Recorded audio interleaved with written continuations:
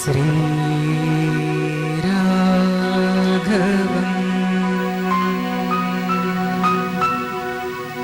दशरथात्मजम् अप्रमेयम्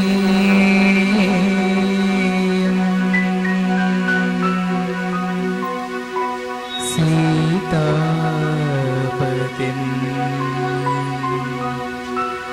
रघुकुलान्वय रत्नदीपम्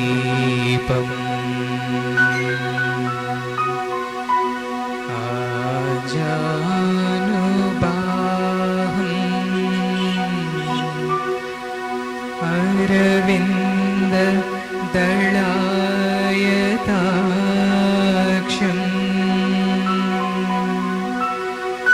रामं निशाचर विनाशकरम्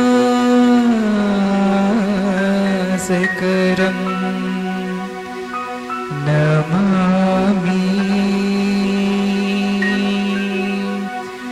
नमामि नमामि।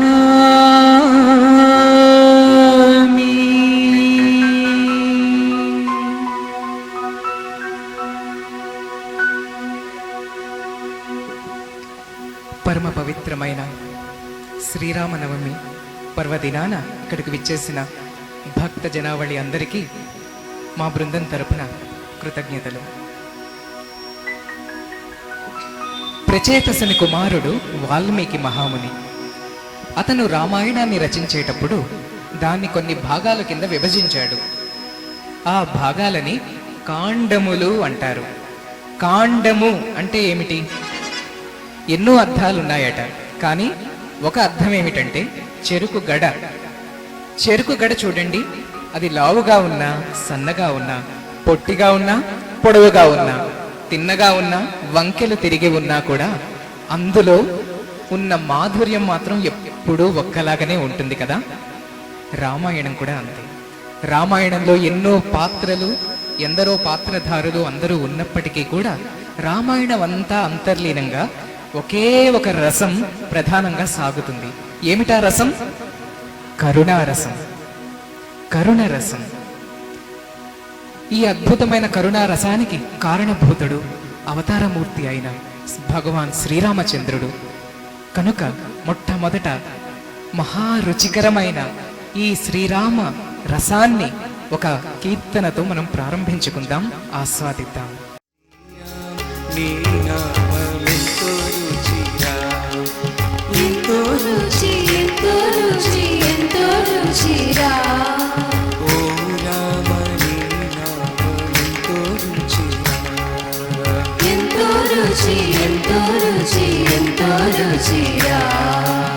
సదా శివుడు నిన్ను సదా భజించెడి సదానందని నామమేమి రుచిరా. ఎంతో రుచి ఎంతో రుచి ఎంతో రుచిరా. హరయ భక్తాచన శ్రీరామదాసుని ఏలిన నీ నామమేమి రుచిరా. శ్రీరామ శ్రీరామ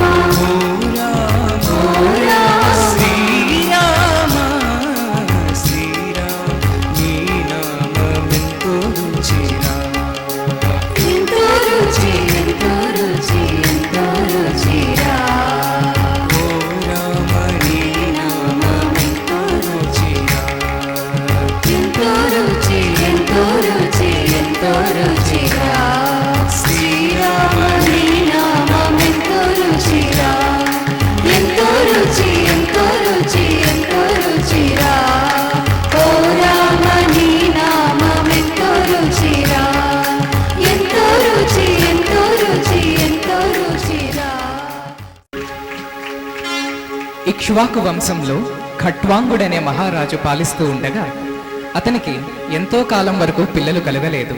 తదుపరి దిలీపుడను కుమారుడు కలిగాడు. దిలీపునికి సుదక్షిణ అన్న కన్యామణితో వివాహమైంది. అయితే విధివశాత్తు దిలీపునికి కూడా ఎంతో కాలం వరకు పిల్లలు కలుగలేదు.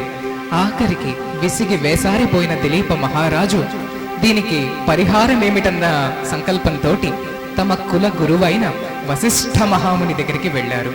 ఆయన ఆశ్రమానికి ఏతించగా వశిష్ఠ మునివారు వారిని ఎదురుగా కూర్చోపెట్టుకొని ఏమి జరిగిందా అని కళ్ళు మూసుకుని తన దివ్య దృష్టితో లోతుగా చూశారు. అప్పుడు అర్థమైంది. కొన్ని సంవత్సరాల పూర్వము దిలీపుడు వేటకు వెళ్ళి కొన్ని జంతువులని వేటాడి తన రథంలో వేసుకుని విజయ గర్వంతో తిరిగి వస్తూ ఉండగా అక్కడే తోవ పక్కన కామధేనువు గోమాత కూర్చొని ఉంది. అయితే విజయ గర్వంలో మునిగిపోయిన దిలీపునికి ఆ గోమాత కనబడలేదు. అలా ముందుకి దాటుకుని వెళ్ళిపోయాడు.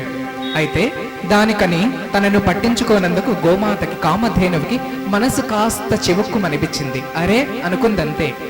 అయితే ఆ బాధే దిలీపునికి శాపంగా మారి పిల్లలు కాకుండా జరిగింది. ఇది తెలుసుకున్న వశిష్ఠ మహాముని తన దగ్గరున్న గోవు నందినిని దిలీపునికిచ్చి బాగా సేవించమని గోవు వ్రతం ఎలా చేయాలో విధానము తెలిపి అందించాడు. అంతటా దిలీపుడు ఆ గోవుని తనతో పాటు తీసుకువెళ్ళి అన్ని విధాల చక్కగా పూజలు వ్రతాలు సలుపుతూ ఉండగా ఒకనాటి రాత్రి నందిని కామధేనువు కలలో మళ్ళీ కనబడింది. అతనికి చెప్పింది, మహారాజా, నీ సేవకు నేను మెచ్చాను. నీకు పుత్రులు కలగడమే కాదు, నీ వంశంలో సాక్షాత్ శ్రీమన్నారాయణమూర్తి అవతరించే విధంగా నీకు నేను వరమిస్తున్నాను అని ఆశీర్వదించింది. అంతటా దిలీపునికి కుమారుడు కలిగాడు. అతని పేరు రఘువు. ఆ రఘు మహారాజుకి కొన్నాళ్ళకి అజుడనే కుమారుడు కలిగాడు. ఆ అజునికి మరికొన్నాళ్ళకి దశరథుడు అనే కుమారుడు కలిగాడు. దశరథుడి దగ్గరికి వద్దాము. దశరథుడు చిన్నప్పటి నుంచే అసామాన్యమైన బాలుడు. మిగతా పిల్లలందరికన్నా 4 ఏళ్లు తెలివితేటల్లో ముందు ఉంటూ ఉండేవాడు. ఇంకా తన పరాక్రమం అంటారా, ఎవరైనా తన ముందు దాసోహం అవ్వాల్సిందే. అంతటి వీరాధి వీరుడు దశరథుడు. దశరథుడు యుక్త వయస్సుకు వచ్చిన తర్వాత తన ధాటికి తాళలేక చుట్టుపక్కలున్న రాజ్యాల్లో ఉన్న రాజులందరూ తనకి పాదాక్రాంతులు అవ్వసాగారు. అందరూ తన సామంత రాజులుగా మారిపోయారు. ఇదిలా ఉంటే అక్కడ శ్రీలంక లంకలో ఉన్న రావణాసురుడికి దశరథుడి గురించి తెలిసింది. అరే, ఈ యువక మహారాజుని ఇలాగే వదిలేస్తే రేపొద్దున నాకు బల్లెమై కూర్చుంటాడు. ఇతనికి ఇప్పుడే బుద్ధి చెప్పాలి, నా ఆధిపత్యాన్ని చూపించాలి అని సంకల్పించుకున్నాడు. దానితో ఒక దూతని పంపించాడు. దూత దశరథుడి దగ్గరికి వచ్చి రావణాసురుడి లేఖని విప్పి చదివాడు. ఓ మహారాజా, నేటి నుంచి నువ్వు నా సామంతరాజువు, నాకు బానిసవు. దీన్ని నువ్వు అంగీకరిస్తూ శుల్కము పన్ను నాకు ఇప్పటి నుంచి కట్టడం ప్రారంభించు, లేదంటే నీ మీదకి యుద్ధం చేయాల్సి వస్తుంది అన్నదే సందేశము. ఇది చదివిన దశరథుడు చిన్న నవ్వు నవ్వుకున్నాడు. నవ్వి దూతతో అన్నాడు, ఓ దూత, యుద్ధం వరకు ఎందుకులే, ఒక్క నిమిషం ఆగు అని తన ధనస్సు తీసి ఒక బాణాన్ని మంత్రించి ఎక్కుపెట్టి విడిచిపెట్టాడు.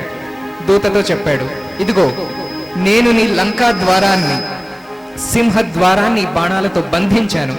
నువ్వు గాని, నీ వీరులు గాని, నీ మహారాజు గాని ఈ బాణాలను ఛేదించి తలుపు బయటికి రాగలిగితే నేను మీకు శుల్కం కడతాను అన్నాడు. అక్కడ లంక ద్వారాలు మూసుకుపోయాయి. ఎంతటి వీరులు, కుంభకర్ణాది వీరులు, రావణుడు ప్రయత్నించినా కూడా దశరథుడి బాణాన్ని అణు మాత్రం కూడా కదపలేకపోయారు. దానితో అరే, దశరథుడి చేతుల్లో ఓడిపోయానే అన్న భావన రావణాసురుడిలో కలిగింది. ఆ క్షణమే ఈ బాణాలు ఉపసంహరింపబడ్డాయి, లంక ద్వారాలు తెరుచుకున్నాయి. ఈ పరాభవాన్ని తట్టుకోలేకపోయిన రావణాసురుడు బ్రహ్మదేవుని గురించి తపస్సు చేశాడు. ఎంతో ఘోర తపస్సు చేయగా బ్రహ్మదేవుడు ప్రత్యక్షమయ్యాడు. అప్పుడు అన్నాడు రావణుడు, స్వామి, ఈ దశరథుడికి పిల్లలు లేని విధంగా నాకు వరము కావాలి అన్నాడు. ఇంకా ఇతను ఏం అడుగుతాడో అని భయపడిన బ్రహ్మదేవుడు తథాస్తుని తక్షణమే మాయమయ్యాడు. అయితే ఈ వరము కారణంగా అదే దశరథుడికి శాపమయ్యి దశరథుడికి కూడా పిల్లలు కలుగలేదు. మొదటి భార్య కౌసల్య, రెండవ భార్య సుమిత్ర, మూడవ భార్య కైకేయి, 3 రాణులని వివాహమాడినప్పటికీ కూడా సంతానం కలుగలేదు. అంతలో వయసా మళ్ళుతూ ఉంది.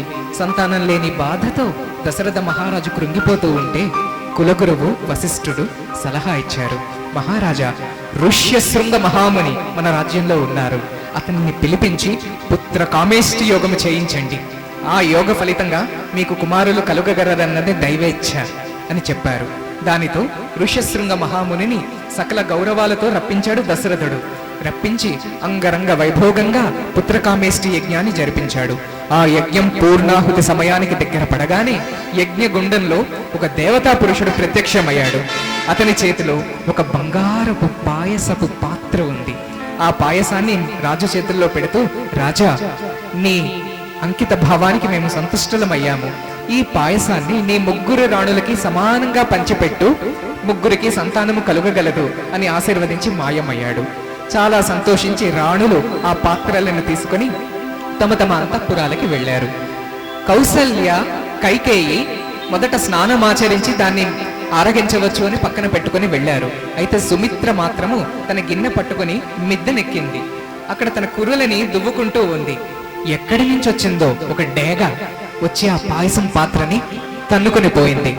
నిశ్చేష్టురాలైపోయింది సుమిత్ర. అయ్యో, ఎంత తప్పు జరిగింది అని బాధపడుతూ మళ్ళీ తన సవతులైన కౌసల్య, కైకేయి దగ్గరికి వచ్చి ఏడ్చింది.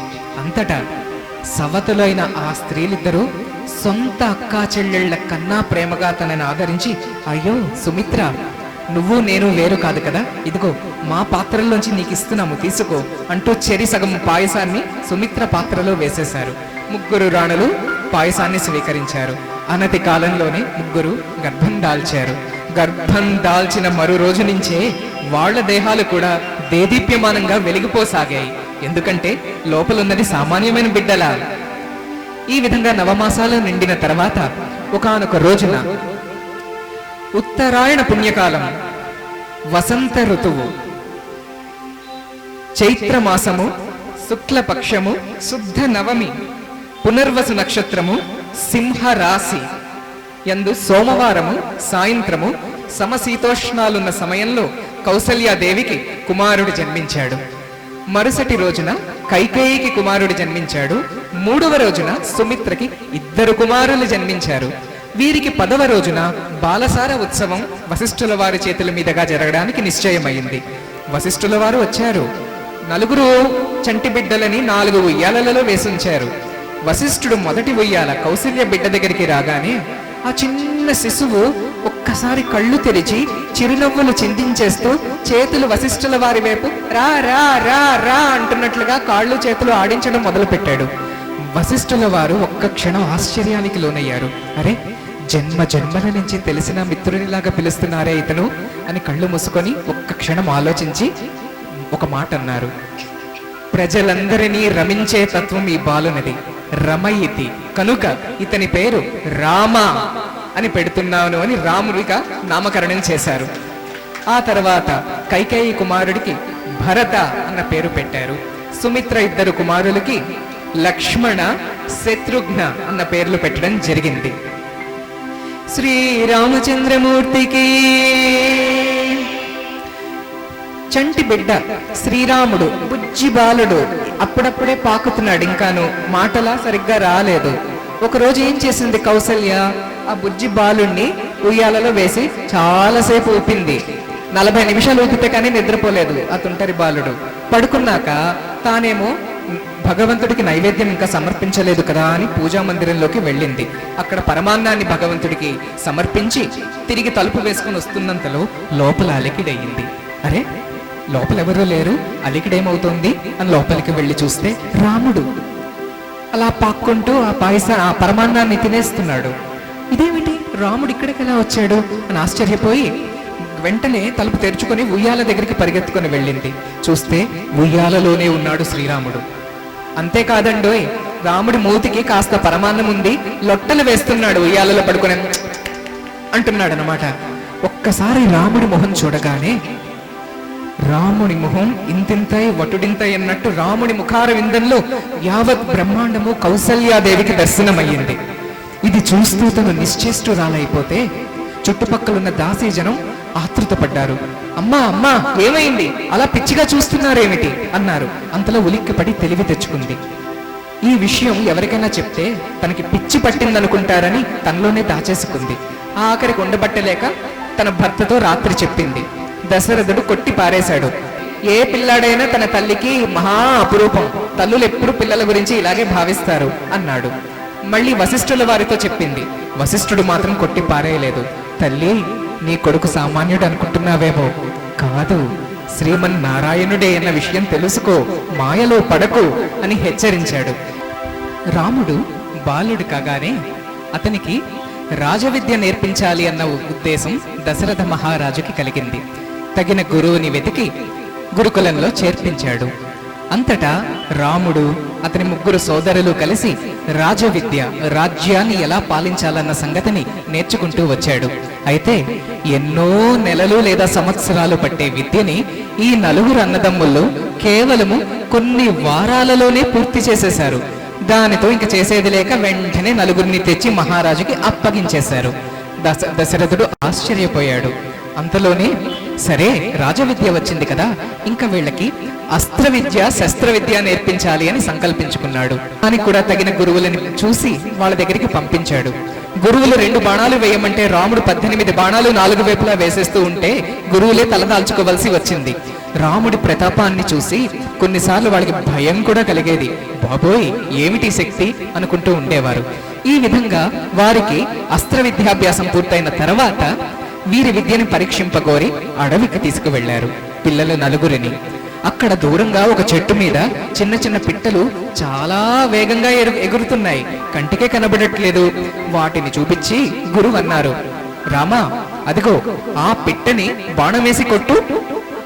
వెంటనే రాముడు తల దించుకున్నాడు. అదేమి రామా అని ప్రశ్నించారు గురువులు. రాముడన్నాడు, గురువర్య, మన్నించండి, ఆ పిట్ట మనకేమి అపకారం చేసింది? నోరు లేని జీవాలని అకారణంగా హింసించడము ఎంత క్రూరమైన చర్య! ఏనాటికి రామబాణం అనేది ఆ విధంగా అన్యాయంగా నోరు లేని జీవాలను చంపడానికి ఒప్పుకోదు, వాడబడదు గురుదేవా అన్నాడు. వెంటనే లక్ష్మణుడు, భరతుడు, శత్రుఘ్నుడు కూడా తమ బాణాలను కిందకి దింపి ఏ ఒక్కరూ కూడా పిట్టలని కొట్టము అని భీష్మించుకు కూర్చున్నారు. రాముని భూత దయకి జాలిని చూసి గురువుల మనస్సు కరిగిపోయింది. ఈ విధంగా అన్ని విద్యలలో ఆరితేరిన తర్వాత తిరిగి అంతఃపురానికి విచ్చేశారు నలుగురు అన్నతమ్ములు. అంతా బాగుంది అన్న తరుణంలో విశ్వామిత్ర మహాముని అంతఃపురానికి వేంచేస్తున్నాడు అన్న కబురొచ్చింది. విశ్వామిత్రుడి శక్తి, తపస్సు, బలము మరియు కోపము అన్నీ తెలిసిన వాడగుట చేత దశరథ మహాముని సపరివార సమేతంగా ఎదురేగి విశ్వామిత్రుని లోనికి సాదరంగా ఆహ్వానించాడు. తన సింహాసనం పైనే కూర్చోబెట్టి పాదాలు కడిగి నీళ్లు తలపైన ప్రోక్షించుకుని, స్వామి, మీరు రావడంతో మా జన్మ ధన్యమైంది. దశరథుడు మీకు ఏ విధంగా సహాయపడగలడో చెప్పండి, తక్షణమే చేస్తాను అన్నాడు. దానికి విశ్వామిత్రుడు, రాజా, మీ ఇనవంశమే ఇంత గొప్పది. ఋషులని, సాధువులని ఎన్నడూ ఆదరించే వంశం మీది. నాకు ఒకే ఒక సహాయం కావాలి. నేను చేస్తున్న యజ్ఞాన్ని కొంతమంది రాక్షసులు ఎప్పటికప్పుడే భగ్నం చేస్తున్నారు, యజ్ఞం పూర్తవ్వనివ్వట్లేదు.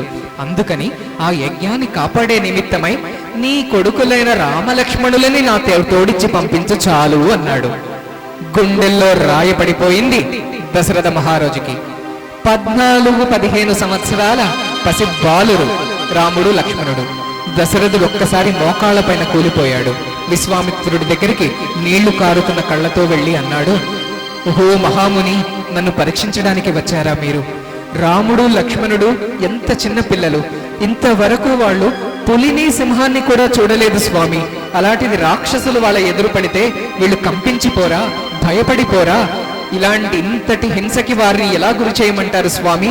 మీరు దయతో మీ నిర్ణయాన్ని మార్చుకోండి. దీనికి బదులు చతురంగ బలంతో నేను వస్తాను. రాక్షసులతో పోరాడిన అనుభవం నాకుంది. నేను నా సైన్యంతో వస్తే చాలు, మీ యజ్ఞాన్ని సంరక్షించగలను ఆనతీయుడు అన్నాడు దశరథుడు. దానికి విశ్వామిత్రుడు నవ్వి, రాజా, నీ భుజబలము గాని, నా యోగ బలము గాని, మన బుద్ధి బలము గాని ఆ రాక్షసులని ఆపలేవు.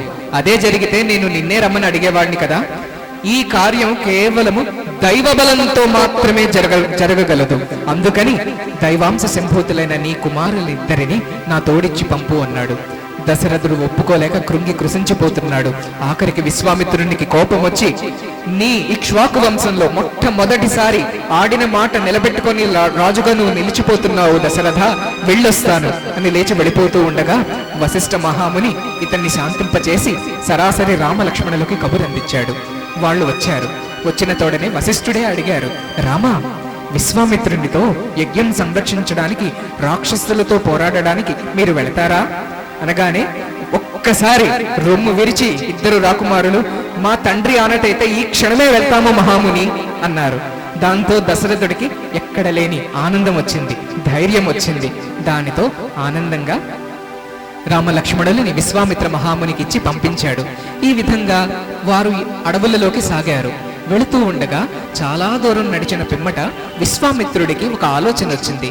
అరే, చిన్న పిల్లల్ని పాపం తెచ్చేశాను, వీళ్ళకి ఆకలే వేస్తుందో, దాహమే వేస్తుందో, అలసటే వస్తుందో, నిద్ర కూడా కాచుకోలేరు రాకుమారులు పాపము అనుకొని వారికి 2 మంత్రాలు నేర్పించాడు. ఏమిటా 2 మంత్రాలు? బల, అతి బల. ఈ 2 మంత్రాల శక్తి వల్ల ఏమి జరుగుతుంది? అలసటనేది దరిచేరదు, వ్యాధులు దరిచేరవు, ఆకలి ఉండదు, దాహం ఉండదు. ఈ మంత్రాలు నేర్పించి స్థిమితపడ్డాడు. చూసారా, మాయ ఏ విధంగా పనిచేస్తుంది. ఒక ఘడియ కిందటే దశరథుడితో నీ కుమారులు దైవాంశ సంభూతులు అని చెప్పి ఇక్కడికొచ్చేసరికి మాయలో పడి వీళ్ళకి నేను మంత్రాలు నేర్పించాలి అనుకున్నాడు. చూసారా, భగవంతుడి మాయ అంత జటిలమైనదన్న విషయం మనం గ్రహించాలి. ఇలా వీళ్ళు వెళుతూ ఉండగా మధ్యలో అడవి భీకరంగా మారిపోయింది, స్తంభించినట్లుగా అయిపోయింది. పక్షులన్నీ కోలాహలం చేస్తూ ఎగురుతున్నాయి, చెట్లన్నీ స్తంభించిపోయాయి. ఏమి జరుగుతోంది అని ఆశ్చర్యపోయి రాముడు ప్రశ్నించాడు, ఓ మహాముని, ఏమిటి వైపరీత్యం, ఏమిటి తేడా, ఏం జరగబోతోంది అన్నంతలో విశ్వామిత్రుడు అన్నాడు, శ్రీరామ, ఈ ప్రదేశము ఒక మహా క్రూరమైన రాక్షసి తాటకి సంచరించే ప్రదేశము. అందుకనే ఈ మార్పులన్నీ చూస్తున్నాము. నువ్వు వచ్చి తాటకిని సంహరించవలసిందే అన్నాడు. దానికి రాముడు, అయ్యో, తాటకి అంటున్నారు, ఒక స్త్రీని నేను ఎలా చంపను ఋషివర్య, నేను ఆ పని చెయ్యలేను అన్నాడు. దానికి విశ్వామిత్రుడు సమాధానంగా, రామ, ఈ తాటకి వలన అనేక వేల గోవులు, బ్రాహ్మణులు, సాధు పురుషులు నశించారు. ఎక్కడైతే, ఏ ప్రదేశంలో, ఏ దేశంలో ఎప్పుడైతే గో సంతతి గాని, బ్రాహ్మణ సంతతి గాని, సాధు సంతతి గాని తగ్గుతుందో, క్షీణిస్తుందో అటువంటి దేశం వినాశనం అయిపోతుంది. కనుక ఇంతటి వినాశనానికి కారణమవుతున్న తాటకిని సంహరించడం తప్పులేదు అనడంతో రాముడు తనను తాను సమాధానపరుచుకుని తన ధనస్సును తీసి వెనక్కి లాగి నారిని సంధించి టక్కని వదిలిపెట్టాడు. ఆ ధనుష్టంకారానికి అడవంతా కంపించిపోయింది. తాటకి పెడబొబ్బులు పెట్టుకుంటూ పర్వతంలాగా కదిలి వచ్చింది. రాముడి మీదికి వస్తూనే రాళ్ల వర్షము, రక్త వర్షము కురిపించడం మొదలుపెట్టింది. అంతటా రాముడు ఆలస్యం చేయక తన బాణాన్ని తీసి చెవుల దాకా లాగి ఒక్కసారి విడిచిపెట్టాడు. సరాసరి బాణం వెళ్లి తాటకి హృదయానికి గుచ్చుకొని పెద్ద కొండలాగా నేల కూలిపోయింది తాటకి. ఈ విధంగా ఎన్నో సంవత్సరాలుగా వస్తున్న పీడని అడవికి తొలగించాడు శ్రీ రామచంద్ర ప్రభు. శ్రీ రామచంద్ర ప్రభువుకి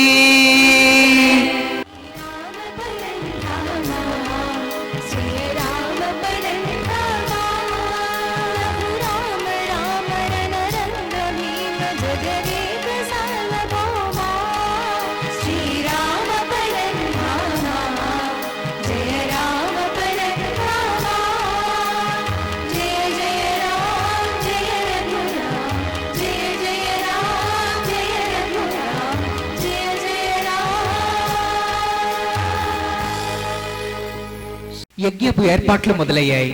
విశ్వామిత్రుని ఆశ్రమంలో రామలక్ష్మణులిద్దరూ ధనస్సు, బాణము ధరించి చుట్టూ పులి పిల్లల్లాగా తిరగడం మొదలు పెట్టారు. అయితే 4-5 రోజులు పూర్తయిపోయాయి. ఎప్పటికీ రాక్షసులు రారు. దానితో వీళ్ళు ఎక్కడ లేని అసహనం ప్రదర్శిస్తూ మిగతా ఋషుల వైపు తిరిగి ఎప్పుడొస్తారు రాక్షసులు అన్నట్టు కనుసైగలతో అడిగేవారు. దానికి ఆ మునులందరూ కూడా వస్తారు అన్నట్లుగా సమాధానం చెప్తూ ఉండేవారు. ఇదంతా కళ్ళతోటే. ఘనమైన మేఘాలతో నిండిపోయింది.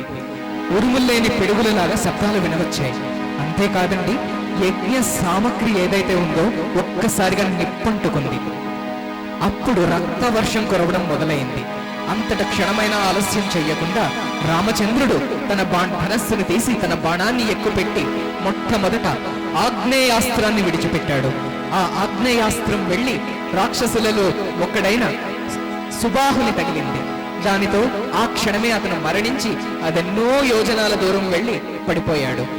ఆ వెంటనే శ్రీరామచంద్రుడు మానసాస్త్రమనే అస్త్రాన్ని తీసి మళ్లీ సంధించి విడిచిపెట్టాడు.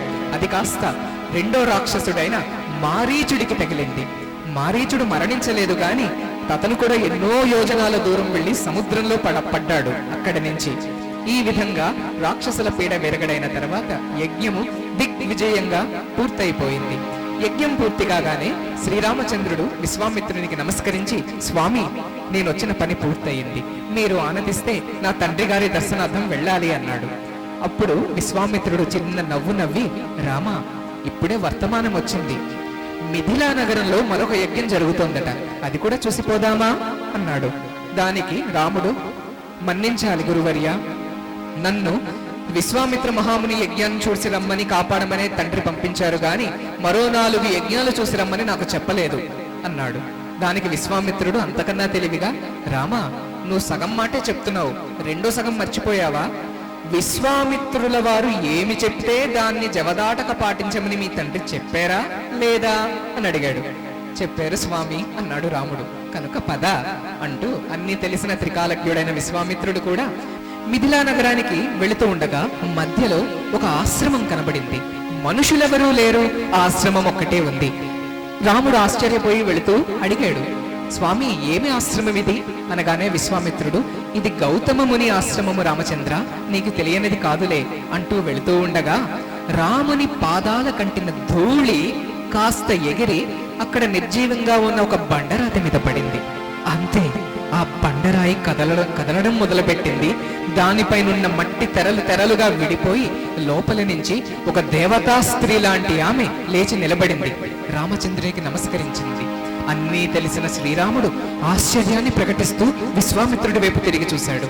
అప్పుడు విశ్వామిత్రుల వారు అన్నారు, రామ, ఈమెనే అహల్య, గౌతమ మహాముని ఇల్లాలు. ఈ రోజు నీ పాద స్పర్శ పవిత్రత కారణంగా తన శాప విమోచనమయ్యి తన యథారూపాన్ని అందుకుంది అనడంతోనే అహల్య పతి అయిన గౌతముడు కూడా అప్పుడే ప్రత్యక్షమై దంపతులిద్దరూ శ్రీరామచరణాలకు నమస్కరించి కృతజ్ఞతాభివందనాలు సమర్పించి అంతర్ధానమైపోయారు. అంతటా విశ్వామిత్ర బృందము నెమ్మదిగా మిథిలా నగరానికి చేరుకుంది. అది ఎక్కడ అనుకుంటున్నారా? ఈ రోజుల్లో నేపాల్ వినుంటారు కదా, ఆ నేపాలే ఆనాటి మిథిలా నగరము. అక్కడికి విచ్చేశారు. మిథిలా నగరం వెళ్ళి చూడగానే విచిత్రమైన కోలాహలము. అక్కడ పిల్లలు, పెద్దలు, మధ్య వయసు వారు, యువకులు, వీరు వారితో జాతరలాగా కళకళలాడిపోతోంది మిథిలా నగరము. ఎక్కడికి వెళ్లాలో తెలియక ఒక్క క్షణం తటపటాయించారు ఈ బృందము. అంతలోనే వేగులు వచ్చారు, దూతలు వచ్చారు. తాము విశ్వామిత్రుల వారు కదూ, మా జనక మహారాజు మిమ్మల్ని రమ్మంటున్నారు అంటూ వారిని తోడుకొని వెళ్లారు. అంతటా అంతఃపురం దగ్గరికి రాగానే సాక్షాత్ జనక మహారాజు మిథిలా నగర చక్రవర్తి ఎదురొచ్చాడు. వచ్చి విశ్వామిత్రునికి నమస్కరించి యథాలాపంగా పక్కకి తిరిగి చూశాడు. అక్కడ ఉన్న 2 మగపిల్లల పైన అతని దృష్టి పడింది. అని ఉండిపోయాడు. ఒక నిమిషం మాటలు రాలేదు, అవాక్కైపోయాడు. అంతలోనే తేరుకొని, స్వామి, అశ్విని దేవతల్లా కనబడుతున్నారు, ఎవరు వీళ్ళిద్దరు అని అడిగాడు. వీరా, ఇతను శ్రీరాముడు, తమ్ముడు లక్ష్మణుడు, దశరథ మహారాజు పుత్రులు, అయోధ్య దేశము అని చెప్పడం జరిగింది. దాంతో జనక మహారాజుకు ఒక కొత్త ఆలోచన వచ్చింది. యజ్ఞముతో పాటు తన కుమార్తె అయిన సీత స్వయంవరం కూడా ఇదే సమయంలో జరిపేస్తే పోలేదా అనుకుంటూ అంతలోనే వీళ్ళిద్దరూ తన అల్లుళ్ళైపోయినట్లుగా భావించడం కూడా మొదలు పెట్టేశాడు పాపం. ఆ విధంగా మొదట యజ్ఞం పూర్తయింది. ఆ తర్వాత స్వయంవరం ఏర్పాట్లు జరిగాయి. అక్కడ స్వయంవరానికి ఏమి జరిగింది? శివధనస్సు అనే దాన్ని తీసుకుని వచ్చారు. ఒకరా ఇద్దరా కాదు, 100 మంది బలిష్ఠులైన వీరులు మోసుకుని వచ్చారు. ఎందుకంటే అంత బలమైనది శివధనస్సు. ఎందుకు ఆ శివధనస్సును తెచ్చాడంటే, సీతమ్మ చిన్న పిల్లగా, ఇంత పిల్లగా ఉన్నప్పుడు బంతాట ఆడుకుంటుండగా ఒక బంతి కిందకి వెళ్ళిపోతే ఎవ్వరూ దాని కిందకి దూరలేకపోయారు, దాన్ని తొయ్యలేకపోయారు ధనస్సుని. కానీ సీతమ్మ ఎడమ చేత్తో ఇలా తోసేసరికి అంతటి శివధనస్సు 4 ఆమడల దూరం జరిగిపోయింది. ఇది చూశాడు జనక మహారాజు. అమ్మో, నా కుమార్తె సామాన్యురాలు కాదు, ఈమెకి రావాల్సిన భర్త ఈమె కన్నా శక్తివంతుడై ఉండాలి అని ఎవరైతే శివధనస్సును ఎత్తగలరో అతనే ఈమెకి భర్త కాగలరు అని స్వయంవరంలో ప్రకటించాడనమాట. కొంతమంది రాజులు వచ్చారు, ప్రయత్నం చేశారు, ఓడిపోయారు, అణుమాత్రం కూడా కదపలేకపోయారు. ఆఖరికి విశ్వామిత్రుని సైగనందుకున్న శ్రీరాముడు లేచాడు, దగ్గరికి వచ్చాడు. చిన్న గడ్డి పోచని ఎత్తినట్లుగా అవలీలగా ఎడమ చేత్తో ధనస్సుని పైకి లేపాడు. అక్కడతో ఆగాడా? లేదు. తన కుడి చేతితో ఆ ధనస్సుకున్న నారిని తీసి పైకి సంధించబోయాడు. అంతలో ప్రళయకాల శబ్దాలను చేసుకుంటూ ఆ ధనస్సు పెళ్ళున విరిగిపోయింది. ఒక్క క్షణం సభా మండపం అంతా భూకంపం వచ్చినట్లుగా ఊగిపోయింది. ఆ సమయంలో జనకుడు, విశ్వామిత్రుడు, రామ లక్ష్మణులు తప్ప మిగతా అందరూ భయభ్రాంతులకు లోనయ్యారు. కళ్ళు తెరిచి చూసేసరికి ధనస్సు విరిగిపోయి ఉంది. శ్రీరామచంద్ర ప్రభువుకి జై, శ్రీరామచంద్ర ప్రభువుకి జై అంటూ అందరూ జేజేలు పలికారు. అంతటా జనకుడు వచ్చి, రామ, పుత్రికారత్నమైన సీతమ్మని నువ్వు పెండ్లాడాలి అని ప్రాధేయపడ్డాడు. రాముడు తలదించుకున్నాడు. అప్పుడు విశ్వామిత్రుడు, రాజా, నీకు రాముని గురించి తెలియదు. తండ్రి ఆజ్ఞ లేకపోతే ఏ పని శ్రీరామచంద్రుడు చెయ్యడు. మొదట తన తండ్రిని పిలిపించి ఒప్పించు, అప్పుడు రాముడు ఒప్పుకున్నట్టే అన్నాడనమాట. దాంతో ఆలస్యం చేయక వెంటనే దశరథుడికి కబురు పంపించడం, 6 రోజులయ్యేలోపు దశరథ మహారాజు అక్కడికి రావడం జరిగిపోయింది. దశరథుడు ఈ వివాహానికి మనసారా అంగీకరించాడు. అంతేకాదు, జనక మహారాజుకి 2వ కూతురైన ఊర్మిళని లక్ష్మణుడికి భార్యగా ఇవ్వడానికి, వివాహం చేయడానికి అంగీకరించారు. అంతేకాక జనక మహారాజు తమ్ముడున్నాడండి, అతని పేరు కుశధ్వజుడు. అతనికి 2 కుమార్తెలు, మాండవి, శృతకీర్తి. వీళ్ళిద్దరిని భరతుడికి, శత్రుఘ్నుడికి ఇచ్చి పెళ్లి చేయాలని కూడా సంకల్పం జరిగిపోయింది. ఇంకేముంది, పెళ్లి పత్రికలు అటు ఇటు ఇచ్చి పుచ్చుకున్నారు. ఏర్పాట్లు మొదలైపోయాయి. ఇంకా మిథిలా నగరం ఎలా అలంకరించారో చెప్పాలంటే ఇదిగో ఈ గంట మనకి సరిపోదు. మన చింతనున్న రాముడికే ఇంత అలంకారం మనం చేసుకుంటే, స్వయాన అక్కడ తిరుగాడుతున్న రాముడికి అక్కడ ఎంత అలంకారం జరిగి ఉంటుందో మనం అందరం ఊహించుకోవచ్చు. పెళ్లి రోజు ముందు రాత్రి ఎవరూ నిద్రపోలేకపోయారు. అందరూ జీరణి పురుగుల్లా అటు ఇటు తిరగడము, కబుర్లు ఆడుకోవడము. దశరథుడైతే ఇంక అందరినీ పిలిచి అందరి చుట్టూ తనే తిరిగేస్తున్నాడు. తన ఆనందానికి అంతే లేకుండా పోయింది. ఇక వివాహపు కళ్యాణ ఘడియలు రానే వచ్చాయి. మంగళ స్నానాలు చేయించి, పీతాంబరాలు ధరింపచేసి, తలపాగాని చుట్టి, పట్టు వస్త్రాలు ధరింపచేసి, నామము పెట్టి, వజ్ర వైఢూర్యాలన్నీ రాముడికి చుట్టి, రామ లక్ష్మణ భరత శత్రుఘ్నులని ఆ సభా మండపంలోకి తెస్తూ ఉంటే చూసిన వాళ్ళ కళ్ళు మిరుమిట్లు గొలిపోయాయి. ఇటుపక్క చూద్దుమా, సీతమ్మ తల్లి. ఆహా, ఇంకా ఏమని చెప్పాలి సీతమ్మ తల్లి సౌందర్యం గురించి. సీతమ్మ, ఆ పక్కన 3 చెల్లెళ్ళు వస్తూ ఉంటే వీరికన్నా వారందంగా ఉన్నారా, వారికన్నా వీరందంగా ఉన్నారా తెలుసుకోలేక తలలు పట్టుకున్నారు అక్కడున్న ప్రజలంతా. ఇక ఆ కళ్యాణ వైభోగం అంటారా ఎలా ఉందో ఒక్క పాట ద్వారా తెలుసుకుందాం.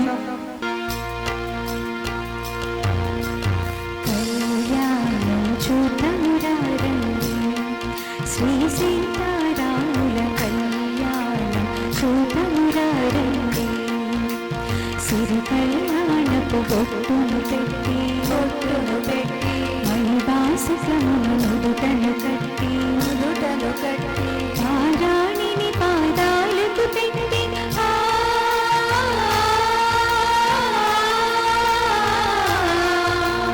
పారాణిని పాదాలకు పెట్టి పెళ్లి కూతుడై వెలిసిన సీత కళ్యాణం చూడమురారండి. శ్రీ సీతారాముల కళ్యాణం చూడమురారండి. సానికి దూసిత కెంపుల ప్రోవై రాముని దూసిత నీలపురాసై ఆని ముత్యములు తలంబ్రాలుగా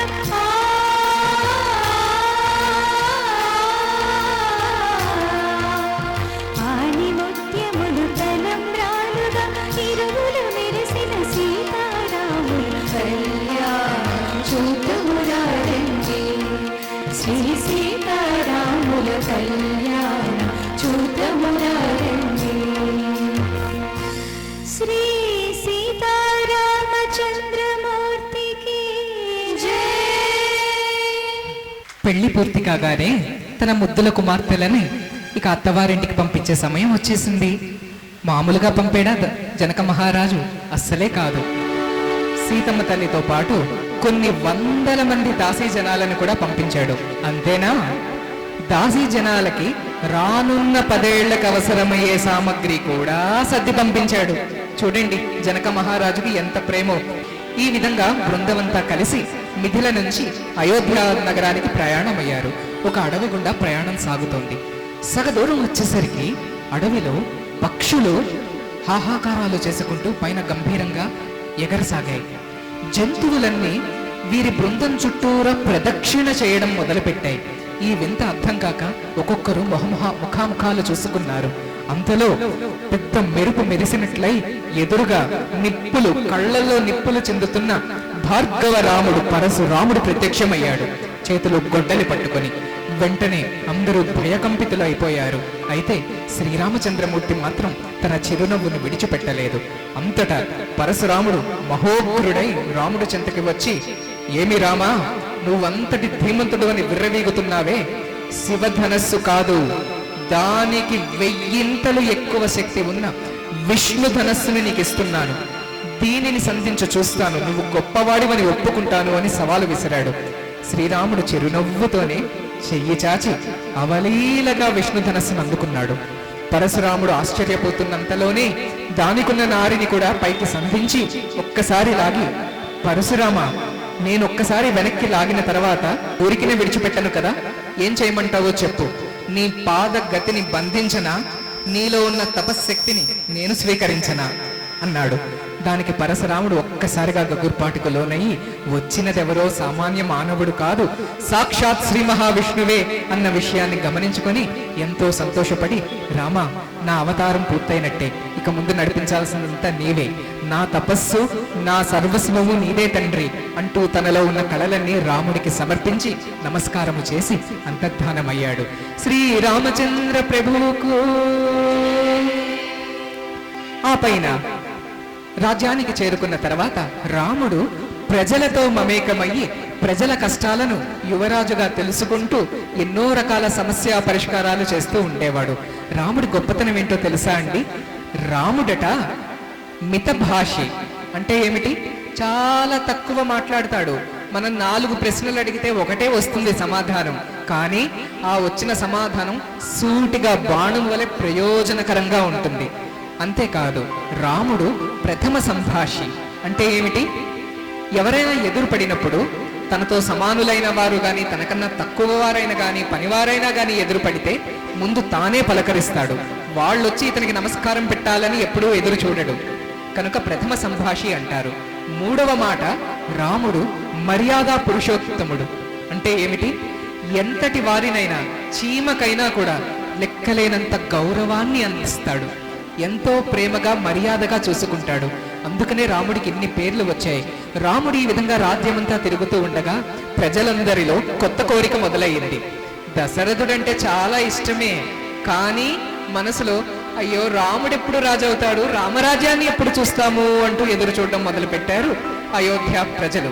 ఇలా ఉండగా ఒకనాడు దశరథ మహారాజు తనకి కాస్త ముసలి వయసు వస్తోందన్న విషయం గమనించి ప్రజల అంగీకారం తీసుకొని రాముడికి రాజుగా పట్టాభిషేకం తదుపరి దినాన చేయడానికి నిశ్చయించుకున్నాడు. ఈ శుభవార్త ఒక్కొక్క చెవికి నోటికి ద్వారా పాకి పాకి నెమ్మదిగా మంధర అనే చెలికత్తెకి తెలిసింది. ఈ మంధర కైకేయి మహారాణి దగ్గర చెలికత్తె, పనిగత్తె. ఈమెకి ఈ విషయం నచ్చలేదు. దానితో కైక దగ్గరికి వచ్చి చెప్పింది, చూడమ్మా రాణి కైక, నీకెంత అన్యాయం జరుగుతోందమ్మా. నీకు పుట్టబోయే బిడ్డకి మహారాజును చేస్తానని నీ భర్త దశరథుడు నీ తండ్రికి మాట ఇచ్చాడు. ఆ మాట ఈరోజు వమ్ము చేశాడు. అంతేకాదు, నువ్వు నా భర్త నా రాముడు అంటావే, వాళ్ళిద్దరూ కూడా రేపే పట్టాభిషేకాన్ని నిశ్చయించుకున్న కూడా ఇప్పటిదాకా నీకు మాట మట్టుకైనా చెప్పలేదు, చూసావా, నిన్ను ఎంత ఏకాకిని చేశారమ్మా అని లేనిపోని మాటల్ని చెవిలో వేసింది. ఆ మాటలు నిజమే అని నమ్మి భ్రమించిన కైక మనసు విరిగిపోయింది. ఇంకా తన కోపగృహంలోకి వెళ్ళిపోయింది. దశరథ మహారాజు ఆ రోజు మొదట కౌశల్య దగ్గరికి కూడా వెళ్లకుండా కైకేయి దగ్గరికే వచ్చాడు. కైకేయికి శుభవార్త చెప్పాలనుకుంటున్నంతలోనే ఆమె జుట్టు విరబోసుకుని నల్లటి బట్టలు ధరించి నేల మీద పడి ఉంది. ఏమి కైక, ఈ విధంగా ఉన్నావు అని ఆశ్చర్యపోయి అడిగాడు. కైక చెప్పింది నిష్ఠూరంగా, నాథ, ఆ రోజు నిన్ను యుద్ధంలో కాపాడినప్పుడు 2 వరాలు మీరు నాకు ఇచ్చారు. ఆ వరాలు ఇప్పుడు తీర్చుకోవాల్సిన సమయం వచ్చింది. అయ్యో తప్పకుండా అడుగు, నేను నీకు అభయం ఇస్తున్నాను అన్నాడు. దానికి, ఊరికినే అభయం ఇస్తే కుదరదు, నీకెంతో ఇష్టమైన శ్రీరామచంద్రునిపైన ఒట్టు పెట్టి చెప్పండి అని అడిగింది. దానికి దశరథుడు, నా శ్రీరామచంద్రుని పైన ఆన, నువ్వు అడిగిన 2 వరాలు తీరుస్తాను అన్నాడు. అంతట కైక నిలబడి చెప్పింది, నా మొదటి వరం, రాముడికి బదులు నా కొడుకైన భరతుడికి పట్టాభిషేకం జరగాలి. నా 2వ వరము, భరతుడికి పట్టాభిషేకం ముహూర్తంలోనే రాముడు 14 సంవత్సరాలు అరణ్యవాసానికి బయలుదేరాలి అంది. దశరథ మహారాజు మొదలుకు నరికిన చెట్టులాగా నేల కూలిపోయాడు. నోట మాట రాలేదు. కైకని నిందించాడు, తూలనాడాడు, ఎంతో నచ్చ చెప్పాడు. కైక వినలేదు. ఆఖరికి చేసేదేమీ లేక దశరథుడు కృంగిపోతూ ఉంటే కైకే కబురు పంపించింది రామచంద్రుణ్ణి రమ్మని. అక్కడ రాముడు సీతమ్మ వారి దగ్గర ఉన్నాడు. ఈ కబురు అందుకోగానే రాముడు సీత ఒక్కసారి తమ మొహాలు చూసుకున్నారు. ఇద్దరిలో ఏదో తెలియని ఒక అంగీకారం, ఒక చిరునవ్వు కనబడ్డాయి. అంతటి రాముడు లక్ష్మణుడు బయలుదేరి కైక మందిరానికి వెళ్ళారు. లక్ష్మణుని కింద విడిచిపెట్టి రాముడు ఒక్కడే కైక దగ్గరికి వెళ్ళాడు. ఎందుకంటే జరగబోయేదేమిటో సర్వం తెలిసిన ప్రభువు ఆయన. లక్ష్మణుడు అసలకే ఉద్రేక స్వభావుడు, తను పక్కనుంటే ఎంతకైనా తెగిస్తాడు అని లక్ష్మణ్ణి విడిచిపెట్టి వెళ్ళాడు రాముడు. వెళ్ళి కైక దగ్గర తల్లి పిలిపించారు. అరే, తండ్రి ఎందుకు ఇలా పడిపోయి ఉన్నారు? ఏమైనా అస్వస్థత అని ఆతృత ప్రదర్శించాడు. అప్పుడు కైక చెప్పింది, నువ్వు అతని మాట వినవేమో అన్న భయంతో తండ్రి అలా మూర్చపోయాడు అంది. అయ్యో, నేను ఎప్పుడైనా నా తండ్రి మాట వినకుండా ఉన్నానా? చెప్పు తల్లి, నా తండ్రి చెప్తే నా ప్రాణమైనా ఇవ్వడానికి నేను సిద్ధం. ఏం చేయమన్నారు మా తండ్రి అని అడిగాడు. దానికి కైక చెప్పింది, రేపే భరతుడికి పట్టాభిషేకము, నీ 14 ఏళ్ల అరణ్యవాసము అని. ఓస్, ఇంతేనా తల్లి? ఈ మాత్రానికే నా తండ్రి మూర్చపోవాలా? నా తండ్రి అడగాలే కానీ 14 ఏళ్ళు ఏమిటి? నా జీవితం అంతా అడవుల్లో ఉండడానికి నేను సిద్ధమే.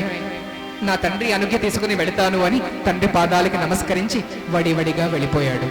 రాముడు బయటకు వెళ్లేంతలోనే చెలికత్తెల ద్వారా ఈ వార్త బయటకు పాకిపోయింది. అయోధ్య ప్రజలందరికీ తెలిసిపోయింది. అది నిజమా కాదా నిజమా కాదా అని అయోధ్యవాసుల గుండెల్లో రైళ్లు పరిగెత్తాయి. నిజమా? మా రాముడికి పట్టాభిషేకం కాదా? రాముడు 14 ఏళ్ళు అరణ్యాలకి వెళ్ళిపోతాడా? మమ్మల్ని ఆదుకునే నాదుడెవడు అంటూ అందరూ కంగారుగా ఉన్నారు. అందరిలో లోపల ఒక ఆశ మాత్రం చావలేదు. అచ్చచ్చా, ఇవన్నీ పుకార్లే అయి ఉంటాయి. రాముడు ఎందుకు వెళతాడు? రాముడు బయటకు వస్తాడు కదా, అడుగుదాము అనుకున్నారు.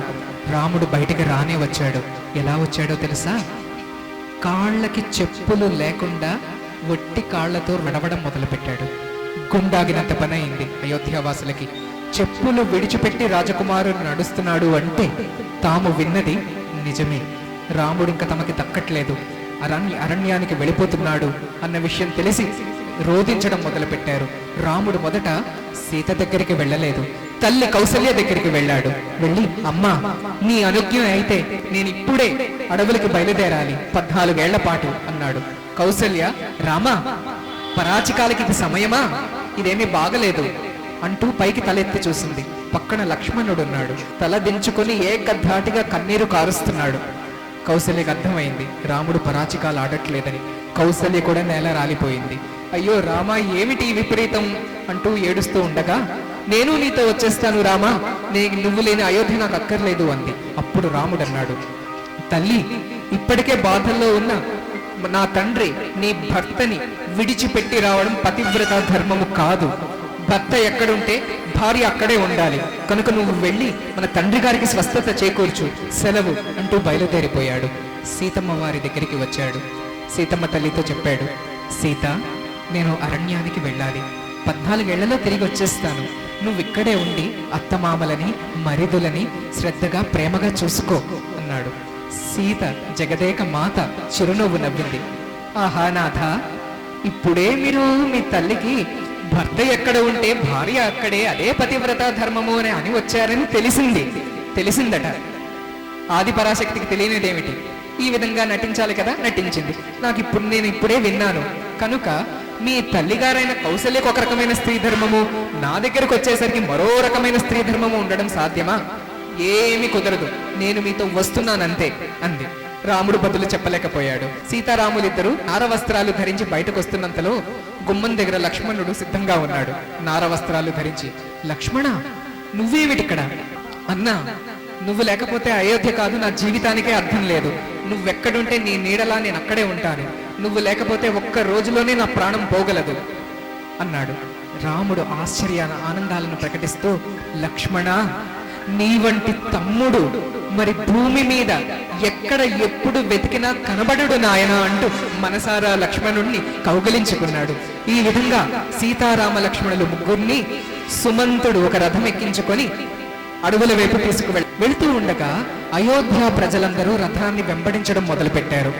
వందలు వేల సంఖ్యలో రోడ్లన్నీ కిక్కిరిసిపోగా రాముని రథం వెంట పరిగెడుతున్నారు.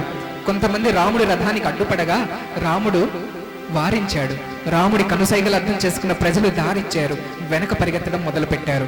అప్పుడు రాముడు సుమంతుడితో చెప్పాడు, మంత్రివర్య, ఇంత నెమ్మదిగా వెళితే వీరు మన వెనకనే వస్తారు, తొందరగా వెళ్ళండి, వేగాన్ని హెచ్చించండి అన్నాడు. దాంతో రథం మరింత వేగం అందుకుంది. ఆఖరికి వృద్ధులు, మధ్య వయస్కులు మరి పరిగెట్టలేక నేల కూలిపోయారు. కానీ యువకులు, 10 ఏళ్ల వాళ్ళు, 15, 20 ఏళ్ల పిల్లలు అందరూ కూడా రాముడు వెంట పరిగెత్తారు. అడవి వచ్చేసింది. అడవిలోకి కూడా వారు వచ్చేశారు. రాత్రి అందరూ కూర్చున్నారు. అప్పుడు ఆ యువకులంతా రాముడితో అన్నారు, స్వామి, నువ్వు పాలిస్తూ ఉండగా ఆ రాజ్యంలో బ్రతకాలని ఎన్నాళ్ళుగా ఎదురు చూసాము. 14 ఏళ్ళు నువ్వు మాకు కనబడవు అంటే మేము తట్టుకోలేము. నువ్వు ఎక్కడున్నావో అదే మా అయోధ్య, మేము నీతోటే ఉంటాము అన్నారు. దానికి రాముడు అన్నాడు, చూడండి, మీకు వృద్ధులైన తల్లిదండ్రులు మీ ఇంటి దగ్గర ఉన్నారు. కొంతమంది మార్గం పైనే సొమ్మసిల్లి పడి కూడా ఉన్నారు. తల్లిదండ్రులని అశ్రద్ధ చేసి దేవుడు దేవుడు అంటూ పరిగెత్తినా దేవుడికి ఆనందం కలగదు. వెళ్ళి మీ తల్లిదండ్రుల్ని ఆదుకోండి, వాళ్ళకి అన్ని సౌకర్యాలు కలగజేయండి. నేను లేనన్న బాధలో ఇప్పటికే కుమిలిపోతున్న వాళ్ళకి మీరు కూడా లేరన్న బాధను మాత్రం అందజేయకండి, వెళ్ళండి. అంతేకాదు, నా తమ్ముడు రేపు వస్తున్నాడు, భరతుడికి పట్టాభిషేకం జరుగుతుంది. నన్ను పంపించడానికి కారణమయ్యాడేమో అన్న భ్రమతో నా తమ్ముడి మీద ఏమైనా మీరు అనుమానం పెంచుకుంటే మీరు నా వారు కాదు. ఏ విధంగా నన్ను ప్రేమించారో నా తమ్ముడిని కూడా అలాగ ప్రేమించిన వాళ్ళు మాత్రమే నాకు చెందినవారు అవుతారు, గుర్తు పెట్టుకోండి అంటూ వాళ్ళందరినీ వెనక్కి పంపించాడు. నెమ్మదిగా చేసేది లేక ప్రజలందరూ వెనక్కి వెళ్ళిపోయారు. అయితే వాళ్ళు అయోధ్యకి చేరేసరికి అక్కడ నిర్జీవమైన శ్మశానమే కనబడింది. మనుషులైతే ఉన్నారు, ప్రాణాలున్నాయా, ఊపిరాడుతోందా తెలియదే. ఏమైనా తింటున్నారా, తాగుతున్నారా? తాగుతున్నారు, ఒక్కటే తాగుతున్నారు, రసం తాగుతున్నారు, రామరసం తాగుతున్నారు. ఏ విధంగా తాగుతున్నారో ఒక్కసారి మనం విందాము. పిబరే రామరసం రసమే పిబరే రామరసం పిబరే రామరసం రామరసం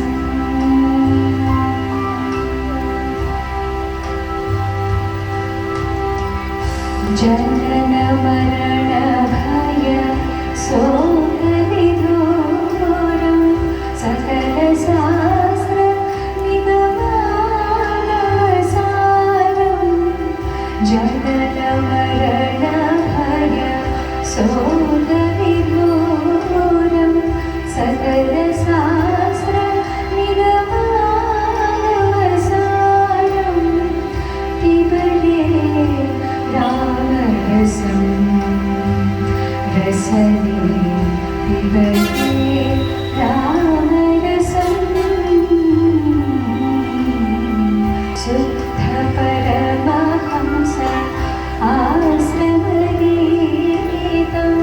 सुखसौनक कौशिकमुखपीठं पिबरे रामरसं रसने पिबरे रामरसं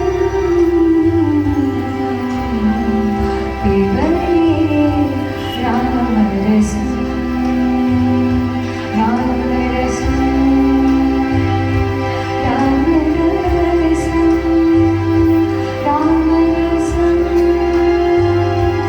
रामरसं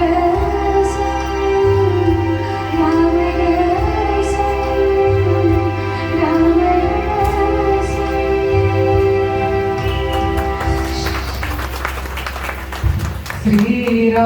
శ్రీరామచంద్రమూర్తికి. ఈ విధంగా బయలుదేరిన సీత, రామ, లక్ష్మణులు ముగ్గురు గంగా నది తీరానికి చేరారు. వారు వస్తున్నారన్న వార్త తెలియగానే నిషాధిపతి అయిన గుహుడు అనే అతను అక్కడికి పరిగెత్తుకుని వచ్చాడు. ఎన్నో ఏళ్లుగా రామదర్శనానికై తపిస్తున్న పరమ భక్తుడు గుహుడు రాముడికి నమస్కారం చేసి, రామ, నేను ఈ ఒడ్డు నుంచి ఆ ఒడ్డుకి దాటిస్తాను అంటూ తన రాజ్యంలో ఉన్న ఒక నావికుడిని పిలిపించాడు. ఆ నావికుడు ఎంతో భక్తి శ్రద్ధలతో వినయంతో రాముడి దగ్గరికి వచ్చి నమస్కారం చేశాడు. చేసి అన్నాడు, రామా, మీరేమీ అనుకోకపోతే ఒక చిన్న విన్నపం. ఒక్కసారి మీరు కాలు పైకెత్తారంటే దాన్ని నేను నీళ్లతో కడిగి మిమ్మల్ని నా పడవలో కూర్చోపెట్టుకుంటాను అన్నాడు. అదేమిటి అని ప్రశ్నించాడు గుహుడు. అయితే రాముడికి మాత్రం అంతా తెలుసు. సీతమ్మ వైపు తిరిగి చిన్న నవ్వు నవ్వి ఊరుకున్నాడంటే. అప్పుడు ఆ నావికుడు అన్నాడు, అప్పుడెప్పుడో గౌతమ ముని ఆశ్రమంలో ఒక రామచంద్రుడు వెళితే తన పాద ధూళి తగిలి బండరాయి స్త్రీగా మారిపోయిందంట. ఆ రామచంద్రుడు ఈ రామచంద్రుడేనా అన్నాడు. అడగగానే గుహుడు, అవునవును, ఏమిటా మాటలు అన్నాడు. అనగానే నావికుడు, మరి నేనేమో పేదవాడిని, నాకున్నది ఒకే ఒక పడవ. ఆ పడవలో ఎన్ని గులకరాళ్ళున్నాయి, ఎన్ని రాళ్ళున్నాయి, కర్రలున్నాయి, మొక్కలున్నాయి. రాముడు కాస్త లోపలికి వచ్చి కూర్చుంటే తన రేణువులన్నీ ఆ రాళ్ళకి తగిలితే నాకు మరొక 6 సంతానమో 3 భార్యలు తయారవుతారు. ఇప్పటికే ఉన్న వాళ్ళని పోషించుకోలేకపోతున్నాను. అందుకని ముందే ఒకసారి కడిగేస్తే ఇంకా ప్రమాదం ఉండదు కదా అన్నాడు. అతని చతురతకి అందరూ ఆశ్చర్యానందానికి లోనయ్యారు. శ్రీరామచంద్రమూర్తి ఎంతో కరుణతో సంతోషించిన వాడై తన పాదాన్ని ఎత్తి పెట్టి నిలబడ్డాడు. ఆ ఒక్కొక్క పాదం తను ఎత్తగా ఆ దానిపైన నీళ్లు జల్లి పైన కిందన వేళ్ల మధ్యలోని తనివి తీరా పాదాలని కడిగాడు నావికుడు. ఆ పైన శ్రీ సీతారాములని, లక్ష్మణుడిని, గుహుడిని కూడా తన నావలోన కూర్చోబెట్టుకుని పాటలు పాడుకుంటూ ఒడ్డు దాటించాడు. దాటించిన పిమ్మట రాముడు ఒక్కసారిగా అమాయకంగా భుజాలు తడుముకోవడం మొదలుపెట్టాడు. అంటే ఏదైనా ధనం ఉంటే ఇవ్వడానికి అన్నట్టు. అయితే తన దగ్గర ఏమీ లేదు అన్న విషయాన్ని కూడా చెప్తున్నాడు. చెప్పకనే ఇది గమనించిన సీతమ్మ తన ఉంగరాన్ని తీసి రాముడికి నిశ్శబ్దంగా ఇచ్చింది. రాముడు ఆ ఉంగరాన్ని తీసి నావికుడికి ఇవ్వబోయాడు. అంతలో నావికుడు, స్వామి, ఏమి చేస్తున్నారు మీరు? ఈ విధంగా చేయడం మీకు భావ్యం కాదు. నేను కేవలము ఆ ఒడ్డు నుంచి ఈ ఒడ్డుకి మాత్రమే మిమ్మల్ని తీసుకొచ్చాను. కానీ మీరేం చేస్తారు? నన్ను, నా తండ్రులను, తాతలను, తరతరాల వ్యక్తులను, యావత్ మానవాళినే తరతరాలుగా యుగ యుగాలుగా ఈ సంసారం అనే సముద్రాన్ని దాటిస్తున్నారు కదా తండ్రి. మరి మీకు మేమేం ఇవ్వాలో చెప్పండి. కనుక దయచేసి ఈ విధంగా ఉంగరం ఇచ్చి నన్ను తక్కువ చేయొద్దు. మిమ్మల్ని కట్టు దాటించానన్న సంతృప్తి మిగలనివ్వండి. ఈ రోజు నా జన్మ ధన్యమైంది ప్రభు అన్నాడు. దానికి కూడా రాముడు ఎంతో సంతోషించి సీతారామచంద్రులిద్దరూ తమ అభయహస్తంతో ఆ నావికుడిని దీవించారు. ఈ విధంగా ఒడ్డు దాటిన తర్వాత నెమ్మదిగా కొంత దూరం ప్రయాణించి మందాకిని నదీ తీరానికి చేరుకున్నారు. అక్కడ చిత్రకూటం అనే ప్రదేశం ఉంది. ఆ చిత్రకూటంలో విడిది చేద్దాము అనుకున్నారు. రాముడు లక్ష్మణుణ్ణి పిలిచాడు. తమ్ముడు, ఈ ప్రదేశము మనం కొన్నాళ్ళు గడపడానికి యోగ్యంగా ఉంది అనిపిస్తోంది. నీకు నచ్చిన చోట ఎక్కడైనా ఒక పర్ణశాల నిర్మించు అన్నాడు. వెంటనే లక్ష్మణుడు వినరాని మాట విన్నట్టు 2 చెవులు పట్టుకొని హా అన్నయ్య అంటూ నేల మీద పడిపోయాడు. అర్థం కాలేదు రాముడికి. లక్ష్మణ, నువ్వు బాగానే ఉన్నావు కదా, ఏమైంది? అయ్యో అన్నా, ఎప్పుడైనా నాకంటూ వేరే ఇష్టం ఉందా? నీ ఇష్టమే నా ఇష్టమని నీకు తెలియదా? ఎప్పుడూ లేనిది కొత్తగా లక్ష్మణ, నీకు నచ్చిన చోట పర్ణశాల నిర్మించు అని చెప్తున్నావు. ఎందుకు స్వామి నన్ను ఇంత బాధకి గురి చేస్తున్నావు? ఈ రోజు నుంచి నేను వేరు, నువ్వు వేరు అన్న భావన నాలో కలిగిస్తున్నావా? ఇది నేను తట్టుకోలేను అంటూ కాళ్ళ మీద పడి ఏడవడం మొదలుపెట్టాడు. లక్ష్మణుడి శరణాగత భావం చూసిన రాముడు ఎంతో సంతోషించిన వాడై, లక్ష్మణ, ఈ లోకానికే నువ్వు ఆదర్శం.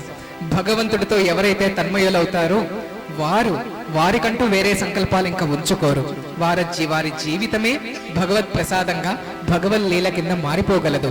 దానికి నువ్వే తార్కాణము అని ఆశీర్వదించి తానే ఒక ప్రదేశాన్ని చూపించి పర్ణశాల నిర్మించేలాగా చేశాడు.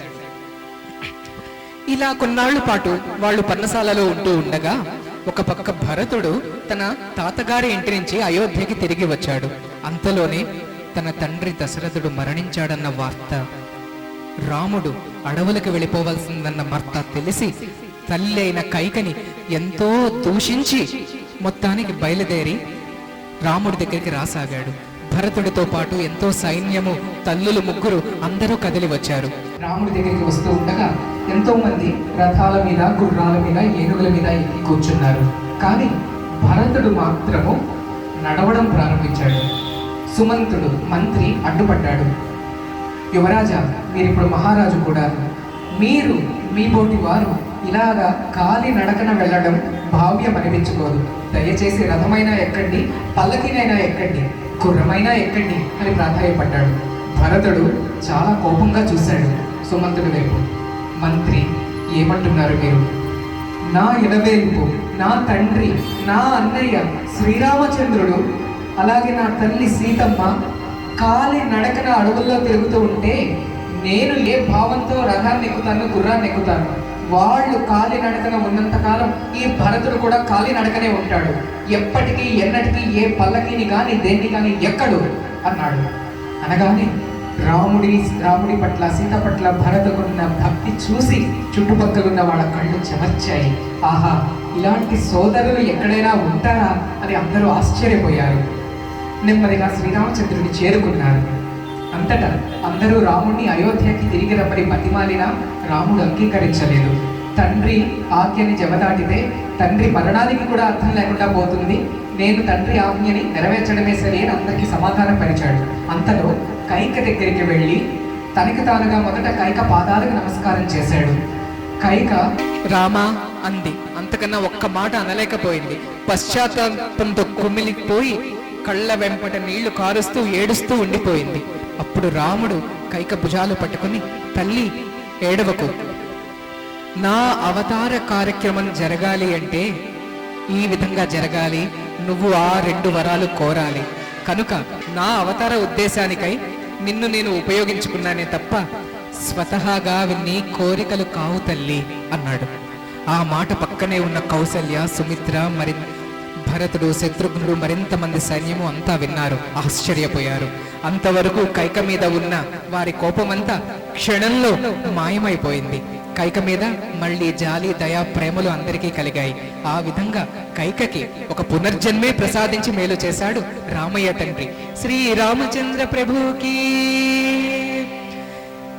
ఈ విధంగా తన సైన్యాన్ని, తన కుటుంబీకులని అందరినీ అయోధ్యకి తిరిగి పంపించేసిన రాముడు నెమ్మదిగా ఋషులని సందర్శించడం మొదలుపెట్టాడు. మొట్టమొదట అత్రి మహాముని ఆశ్రమానికి వెళ్ళాడు. అత్రి, అనసూయలు మీకు తెలుసు కదండి, దత్తాత్రేయుని తల్లిదండ్రులు. వారి ఆశ్రమానికి వెళ్ళగా వారు రాముని సేవించారు. ఆ పైన శరభంగ మహాముని దగ్గరికి వెళ్ళాడు. శరభంగ మహాముని కేవలము ప్రేమతత్వంతో రాముని ఆరాధించి రాముడి ఎదుటగానే యోగాగ్నిలో భస్మమై తన తలువు చాలించి రామునిలో ఐక్యమైపోయాడు. ఆ పైన అగస్త్యముని ఆశ్రమానికి కూడా వెళ్ళాడు శ్రీరామచంద్రుడు. ఒక్కొక్క ఋషి, వారి శిష్యగణము, వందల మంది, వేలాది మంది రామచంద్రుని తనివి తీరా దర్శిస్తూ ఆ శుద్ధ బ్రహ్మ స్వరూపుని ఎన్ని విధాలా కీర్తించుకున్నారో ఒక్కసారి మనం వినాల్సిందే.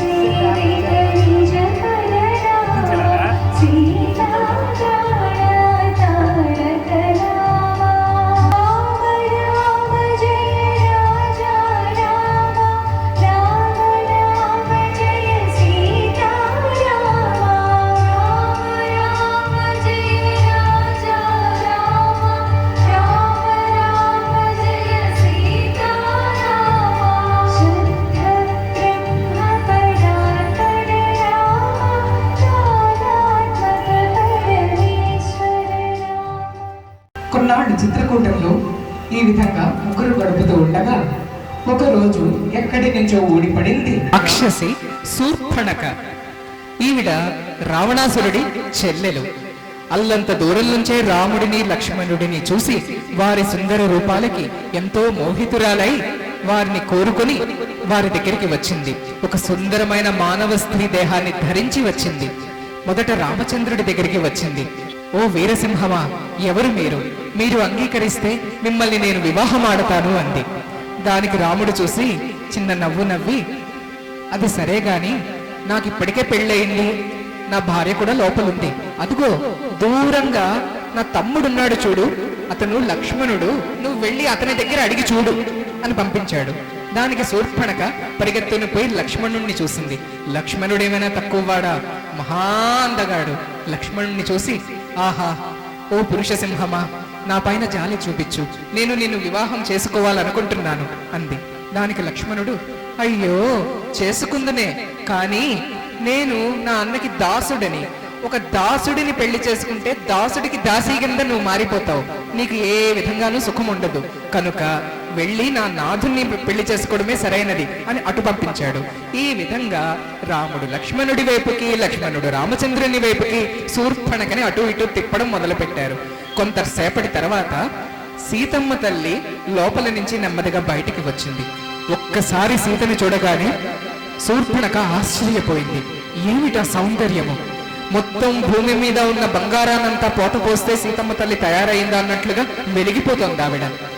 ఇంత అందమైన స్త్రీ పక్కన ఉన్నందుకే తనని చూడలేదు అన్న భావన శూర్పణఖకి కలిగింది. సీతమ్మ మీదకి ఒక్కసారిగా దూకింది. భక్షిస్తాను, చంపేస్తాను, తినేస్తాను అని అరుచుకుంటూ. అప్పుడు ఇంకా లక్ష్మణుడు రాముడి సైగనందుకొని పరిగెత్తి వచ్చి శూర్పణఖని పట్టుకొని, స్త్రీ కాబట్టి తనని చంపకూడదన్న భావనతో కేవలం తన ముక్కు చెవులు కోసి విడిచిపెట్టాడు.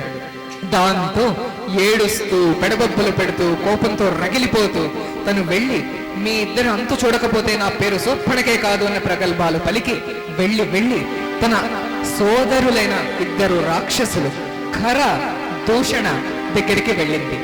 ఈ ఖర దూషణలు మహాశక్తిశాలులు. వారి మధ్య 14,000 మంది రాక్షసుల సైన్యం ఉంది. ఎలాంటి సైన్యమో తెలుసా? అంతవరకు జరిగిన డజన్ల కొద్ది యుద్ధాలలో ఒక్కటంటే ఒక్క యుద్ధంలో కూడా ఒక్క రాక్షసుడు కూడా మరణించడం జరగలేదు. అంతటి భయంకరమైన సైన్యము ఖరదూషణులు ఇద్దరికి ఉంది. వారి వద్దకు వెళ్ళి చెప్పింది. వెంటనే క్రోధంతో ఊగిపోయారు. అన్నయ్యలు ఇద్దరు బయలుదేరారు. శూర్పణఖతో పాటు సైన్యంతో పాటు రాముడి దగ్గరికి వచ్చారు. ఇదంతా ముందే తెలిసిన రాముడు లక్ష్మణుడిని సీతని దగ్గరలో ఉన్న గుహ దగ్గరికి పంపించేశాడు. వాళ్ళిద్దరూ గుహలో తలదాచుకుంటున్నారు. ఈ రక్తపాతం అంతా స్త్రీల ముందు ఎందుకులే అన్నది రాముడి భావన. అంతలో రాక్షసులందరూ వచ్చి పర్ణశాలని చుట్టుముట్టారు. 14,000 మంది. అందరూ చుట్టూ ఉండగా రాముడిని అల్లంత దూరం నుంచి చూడగానే ఒక్క క్షణం స్తంభించిపోయారు. రాముడు ఏం చేస్తున్నాడు? తన కోదండాన్ని పక్కన పెట్టి నిలబడి తన జడలని సవరించుకుంటున్నాడు. రాముడి జడలలోంచి కోటాను కోట్ల మెరుపులు మెరుస్తున్నాయి. ఆ మెరుపులు వీళ్ళ కళ్ళల్లో పడి వీళ్ళ కళ్ళు కూడా తెరిచి చూడలేకపోతున్నారు రాక్షసులు. అందులో వెనక నుంచి ఎవరికి వాళ్ళు అరుస్తున్నారు. వెళ్ళండి, పట్టుకోండి, చంపండి, నరకండి అంటున్నారే కానీ ఒక్కడంటే ఒక్క రాక్షసుడు కూడా ముందడుగు వేయలేకపోతున్నాడు. భయంతో అక్కడే సగం చచ్చి వెనకనే నిలబడి ఆగిపోయారు. అంతటా రాముడు, ఇదిగో మీరు వచ్చారు, యుద్ధం చేస్తారా? మీ అందరినీ సంహరించడం ఖాయం. పోనీ వెనక్కి వెళ్ళిపోతారా? వెళ్ళిపోండి, నేను మిమ్మల్ని ఏమీ చెయ్యను అన్నాడు. దానికి వాళ్ళకి మరింత రగిలిపోయి కోపం వచ్చి యుద్ధానికి సై అన్నారు. అంతటా రాముడు ఏం చేశాడు? ఇలాంటి అల్పుల దగ్గర ఎంతోసేపు సమయం దుర్వినియోగం చేయడం మంచిది కాదని ఒక్కసారిగా తన దగ్గర ఉన్న సమ్మోహన అస్త్రాన్ని ఆకాశంలోకి సంధించాడు. ఆ అస్త్రం మహిమ వల్ల ఏం జరిగింది? 14,000 మంది రాక్షసులు రామరూపాలలోకి మారిపోయారు. 14,000 మంది రాముల కింద కనిపించారు. దాంతో ఒకరికొకరు పక్కన చూసుకుంటూ, ఇక్కడే రాముడు, అదిగో రాముడు అనుకుంటూ వాళ్ళలో వాళ్ళే అందరూ బాణాలు కత్తులతో పొడుచుకొని నిమిషం తిరిగేలోపు 14,000 మంది రాక్షసులు ఖర దూషణాదులతో సహా మట్టి కరిచారు. ఆ విధంగా రాముడు 14,000 మందిని ఒక్క నిమిష కాలంలో చంపాడు అంటే ఆ ధర్మాత్ముని, ఆ అవతారమూర్తి శక్తి ఎటువంటిదో చిన్న మచ్చుతులక మాత్రమే. శ్రీరామచంద్ర ప్రభుకి. ఇది జరిగిన తర్వాత ఇదంతా దూరం నుంచే చూసిన శూర్పణఖ సరాసరి తన పెద్దన్నయ్య రావణాసురుడి దగ్గరికి వెళ్ళిపోయింది. వెళ్ళి, ఓ అన్న రావణ, నువ్వు ఇక్కడ బాగానే కూర్చున్నావు, అక్కడ నిన్ను మించిన శక్తివంతుడు ఒకడు తయారయ్యాడు, అతన్ని ఇప్పుడే నువ్వు చంపకపోతే అతను వచ్చి నిన్నే చంపేంత శక్తివంతుడు అని చెప్పింది. రావణాసురుడిలో ఎటువంటి చలనము లేదు. ఇదేమిటి ఇలా చెప్తుంది అని తేలిక తీసి పారేశాడు. ఈ రూట్లో వెళితే కరెక్ట్ కాదు అని గ్రహించిన శూర్పణఖ వెంటనే కొంచెం ప్లేట్ మార్చి, అన్నా నీకు తెలియదేమో, రాముడి పత్ని సీత జగదేక సౌందర్యవతి, అలాంటి అందమైన స్త్రీని నేను ఎక్కడా చూసెరుగను అంది. ఎప్పుడైతే స్త్రీ వర్ణన మొదలుపెట్టిందో రావణాసురుడికి ఎక్కడ లేని ఉత్సాహం కలిగింది. ఎందుకంటే కామ ప్రవృత్తి బలంగా నాటుకున్న రాక్షసుడు రావణాసురుడు. దానితో రాముడి సంగతి అలా ఉంచి సీతనైనా తను చేజిక్కించుకోవాలన్న ఉద్దేశం మొదలైన వాడే బయలుదేరాడు.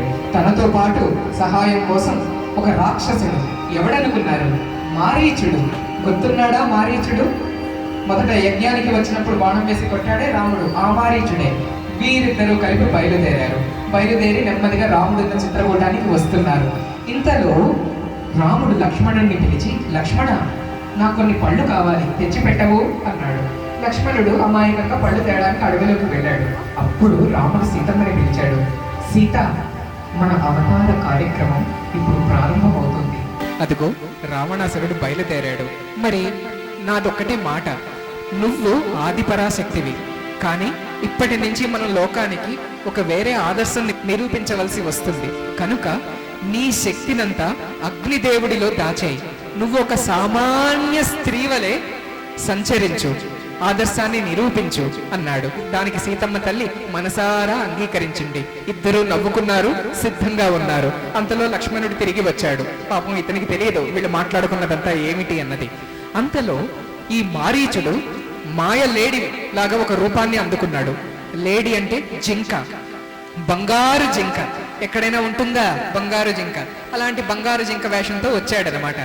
అది చూసి అవతార కార్యక్రమం తెలిసినదైన సీతమ్మ తల్లి ఒక్కసారి రాముడిని పిలిచి, నాథా నాథా, నాకు ఆ జింక కావాలి, తెచ్చిస్తారా అని అడిగింది. అదంతా ఒక నాటకం అన్న విషయము పాపం లక్ష్మణుడికి ఇంకా తెలియలేదు. వెంటనే రాముడు అన్నాడు, సీత, ఎక్కడైనా జింక బంగారం రంగులో ఉంటుందా? ఇదేదో రాక్షస మాయ అనిపిస్తుంది, దీన్ని కోరుకోవడం మంచిది కాదు అన్నాడు. అనగానే మళ్ళీ సీత అంతటితో తగ్గక, నాథ, పెళ్ళైన తర్వాత నేను అడిగిన ఒకే ఒక్క కోరిక ఇదే, ఆ ఒక్క కోరిక కూడా మీరు తీర్చరా అని అడిగింది. దాంతో సర్లే వెళ్తాను, తెస్తాను అని రాముడు చిరునవ్వు నవ్వి తన బాణం తీసుకొని బయలుదేరాడు. లక్ష్మణుడితో చెప్పాడు, లక్ష్మణ, నువ్వు మాత్రం వదిన గారిని కంటికి రెప్పలా కాపాడుకో, జాగ్రత్తగా చూసుకొని బయలుదేరాడు. లక్ష్మణుడు కాపలా కాయడం మొదలుపెట్టాడు. రాముడు తనుకుంటూ వెళుతూ ఉండగా ఆ మారీచుడు ఎంతకీ దొరక్కపోయేసరికి బాణం వేసి కొట్టాడు. అక్కడికక్కడ నేల రాలి చనిపోతున్న మారీచుడు నన్ను ముందే అనుకున్న ఉపాయం ప్రకారం, ఓ సీత, ఓ లక్ష్మణ అని అరుస్తూ ప్రాణం విడిచాడు. అదంతా పన్నాగం. ఆ అరుపులు సీతకి లక్ష్మణుడికి వినిపించాయి.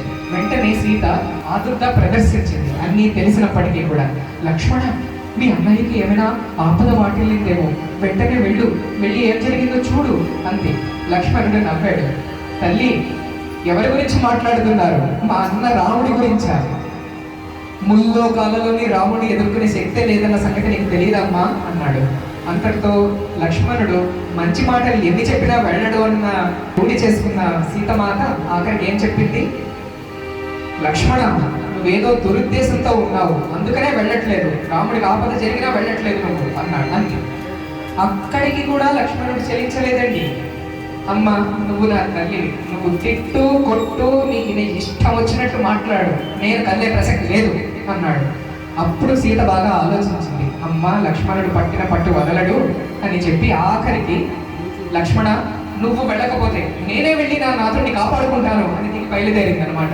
అంతటితో లక్ష్మణుడు భయపడి, తల్లి, అంత పని మాత్రం చేయొద్దు, నువ్వు ఇక్కడే ఉండు, నేనే వెళతాను అని 2 గీతలు గీసి, ఈ గీతలు మాత్రం దాటి రావద్దమ్మా అని హెచ్చరించి పాపం వెళ్ళాడు. వెళ్ళినంతలో అంతవరకు పక్కనే గుంట నక్కలాగా కాచుకొనున్నాడు రావణాసురుడు. మామూలుగా ఆ రోజుల్లో రావణాసురుడి పేరు వింటేనే స్వర్గము నరకము 14 లోకాలు గడగడలాడిపోయేవి. అలాంటిది రాముడి దగ్గర రావణాసురుడు ఒక కుక్కలాగా, ఒక నక్కలాగా, ఒక గుంట నక్కలాగా, ఒక దొంగలాగా వచ్చి బెరుకుగా భయంగా వచ్చి మాయోపాయాలు పన్ని రావాల్సి వచ్చింది. అక్కడే తెలుస్తుంది రావణుడి ప్రతాపము, రాముడి అపారమైన శక్తి.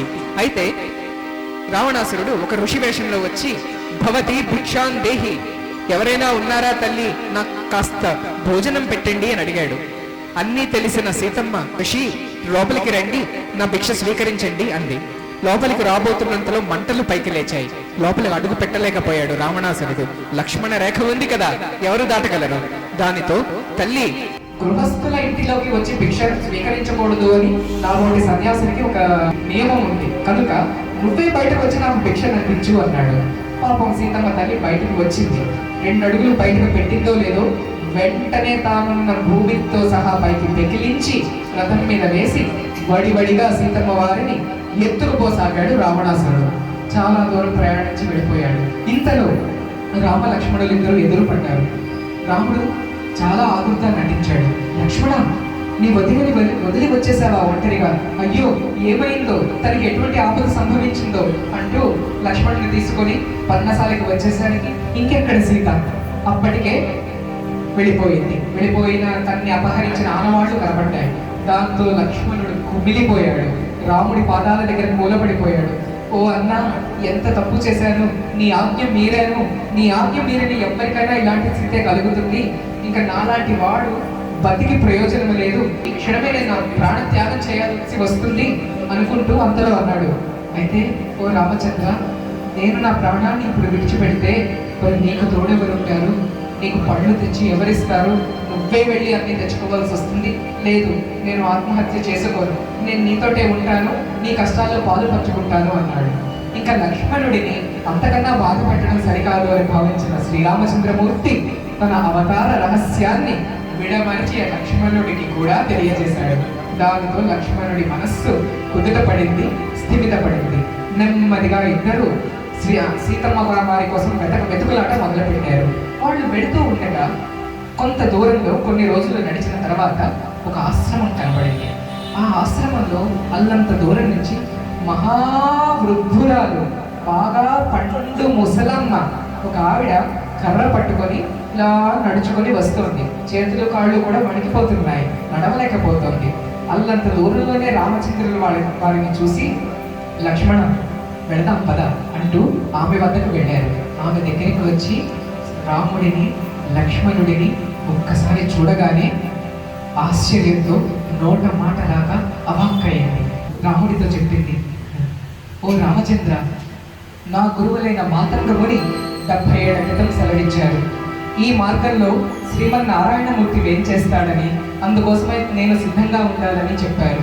ఆ 70 ఏళ్ళుగా ప్రతిరోజు ఈ తోవని నేను తుడుస్తూ, ముళ్ళు ఏమైనా పడితే ఏది పారేస్తూ, పువ్వులని సేకరిస్తూ, పళ్ళని సేకరిస్తూ నీ రాక కోసమై కన్నులు కాయలు కాచేలా ఎదురు చూశాను తండ్రి. ఈ రోజుకి నా కొమ్ము ఫలించింది అంటూ తను తెచ్చిన పళ్ళని ఒక్కొక్కటి కొరికి అది రుచిగా ఉంటే దానిని మాత్రమే రాముడికి అందిస్తూ, ఏదైనా పుల్లగా ఉంటే దాన్ని పారేయడం మొదలుపెట్టింది. ఇక రాముడు అంటారా, ఆ కొరికి ఇచ్చిన ఎంగిలి పళ్ళని షడ్రసోపేతమైన భోజనం మాదిరిగా భావిస్తూ ఎంతో ఆనందంగా ఒళ్ళు మరిచి తినడం మొదలుపెట్టాడు. సీతమ్మ తల్లి కనబడడం మానేసిన తర్వాత అంత సంతోషంగా రాముడు పళ్ళని స్వీకరించినదే లేదు. ఈ దృశ్యాన్ని చూసిన లక్ష్మణుడికి కళ్ళ వెంబడి ఆనంద బాష్పాలు రాగాయి. ఆ తర్వాత శబరిని అడిగాడు రాముడు, అమ్మా, ఇక్కడి నుంచి ఎక్కడికి వెళ్ళాలో మాకు పాలు పోవడం లేదు, నువ్వైనా చెప్పరాదా అని. అప్పుడు శబరి అంది, రామచంద్ర, అల్పురాలైన నా పైననే నీ ఆటలా? నీకు తెలియని విషయం ఏమైనా ఉందా? నన్ను అడుగుతున్నావా ఎక్కడికి వెళ్ళాలని? పోనీ అడిగేవు కదా, చెప్తాను. ఇక్కడ ఋష్యమూకము అనే పర్వతం ఉంది, అక్కడ సుగ్రీవుడనే రాజు ఉన్నాడు, అక్కడికి వెళ్ళావంటే నీకు మేలు చేకూరుతుంది రామా అని చెప్పి రాముడి పాదాలకి నమస్కరించి తన యోగాగ్ని తాను సృష్టించుకొని అందులో తాను భస్మమైంది. అంతలో శబరిలో ఉన్న ఆత్మజ్యోతి శ్రీరాముని పాదాలలో లీనమైంది. ఈ విధంగా శబరి నుంచి ఆ మార్గనిర్దేశం అందుకున్న రామలక్ష్మణులు ఇద్దరూ కూడా ఋష్యముఖ పర్వతానికి వెళ్ళారు. ఆ పర్వతం పైన సుగ్రీవుడు చెట్టు మీద ఉన్నాడు. సుగ్రీవుని పక్కన అతని కుడి భుజం వంటి మంత్రి పాత్ర పోషిస్తున్న హనుమంతుడు కూడా పక్కనే ఉన్నాడు. హనుమంతుడిని చూసిన సుగ్రీవుడు, హనుమ, వాళ్ళిద్దరూ ఎవరో వస్తున్నారు చూడు, వాడు మహావీరులలాగా ఉన్నాడు, కొంపతీసి మా అన్నయ్య వాలి పంపించాడో ఏమిటో, అదే నిజమైతే వాళ్ళిద్దరు వచ్చిన ప్రాణం తీస్తారు, నువ్వు వెళ్ళి కనుక్కో, ఒకవేళ నిజంగా వాలి పంపించిన వాళ్ళే అయితే నువ్వు టక్కని తల దించుకో, అదే ఒక సంజ్ఞగా భావించిన నేను ఇట్నించిటే పారిపోతాను అన్నాడు. వెంటనే హనుమంతుడు కిందకి దిగి వచ్చాడు. వచ్చి శ్రీరామచంద్రుడికి ఎదురు వేగి ఒక బ్రాహ్మణ వేషం ధరించి వెళ్ళి, అయ్యా ఎవరు మీరు, ఋషులా రాజులా అని ప్రశ్నించాడు. దానికి శ్రీరాముడు, మా దగ్గర దాపరికం ఎందుకు హనుమా అన్నాడనమాట. అరే హనుమ అన్న నా పేరు వీరికి ఎలా తెలిసింది అన్నంతలోనే బ్రహ్మదేవుడు అతనితో చెప్పిన మాట గుర్తొచ్చింది. ఎవరైతే తన మారు రూపంలో ఉన్న తనని గుర్తించగలుగుతారో, హనుమాన్ని పిలవగలుగుతారో, తన నాథుడైన శ్రీరామచంద్రుడు ఒక్కడే తప్ప ఇంకా అన్యులు కాదు అన్న విషయం తెలుసుకున్న హనుమంతుడు తన నిజ రూపంలోకి మారి అనేక విధాల శ్రీరామచంద్రమూర్తిని స్తుతిస్తూ ప్రదక్షిణలు చేస్తూ పదే పదే పాదాల మీద పడి పాదాలని ముద్దాడి తనివి తీరా ఆనందాన్ని పొందాడు. ఇదంతా చూసిన సుగ్రీవుడికి కూడా ధైర్యం వచ్చింది దూరాన్ని నుంచి. అంతటా హనుమంతుడు అగ్ని సాక్షిగా రామునికి సుగ్రీవునికి మధ్య మైత్రి స్నేహబంధాన్ని కలుగజేశాడు. కానీ సుగ్రీవునికి ఒక అనుమానం వచ్చింది. మా అన్నయ్య వారి మహాబలశాలి, మరి శ్రీరామచంద్రుడు వారితో పోల్చి చూస్తే అంత బలవంతుడి కింద అనిపించట్లేదు, నిజంగా మా అన్నని తను చంపగలడా అని అనుమానపడ్డాడు. దాంతో రాముడి దగ్గరికి వచ్చి, అయ్యా నన్ను మన్నించాలి, ఒక్కసారి మీ బలాన్ని పరీక్షించదలుచుకున్నాను, మీరు నిజంగా వారితో పోరాడగలరో లేదో అని. దానికి రాముడు చిరునవ్వు నవ్వాడు. సరే సుగ్రీవ, నా బలాన్ని నిరూపించుకోవడానికి ఏం చేయాలో నువ్వే చెప్పు అన్నాడు. అప్పుడు వాళ్ళని ఒక తోట దగ్గరికి తీసుకువెళ్ళాడు సుగ్రీవుడు. అక్కడ తాటి చెట్లు ఉన్నాయి వరుసగా. మొదట సుగ్రీవుడు అన్నాడు, రామా మా చిన్నప్పుడు మేము మా బాణాలతో ఈ తాటి చెట్లను కొట్టేవాళ్ళము. నేను 3 తాటి చెట్లు ఒక్క బాణంతో పడగొట్టగలిగాను. కానీ మా అన్నయ్య వాలి 5 తాటి చెట్లు ఒక్కసారి పడగొట్టగలిగాడు. ఈ 20 ఏళ్లలో ఈ తాటి చెట్లు 4 వింతలు లావెక్కిపోయాయి. ఇప్పుడు నువ్వు కనుక నీ బాణంతో 2 తాటి చెట్లు వీటిని పడగొట్టగలిగితే నువ్వు మా అన్నని చంపగల ధీమంతుడిగా అని నాకు నమ్మకం వస్తుంది అన్నాడు. రాముడు ఒక్క నవ్వు నవ్వి అర్ధచంద్రాకారంలో ఉన్న ఒక బాణాన్ని తీశాడు. తన ధనస్సుకి కోదండానికి సంధించి ఆకరణాంతం లాగి ఒక్కసారి విడిచిపెట్టాడు. మేఘ గర్జన చేసుకుంటూ వెళ్ళిన బాణము 1, 2, 3, 4, 7 తాటి చెట్లని పైకి తుళ్ళేలాగా నేలగాల్చింది. అక్కడితో ఆగిందా? లేదు.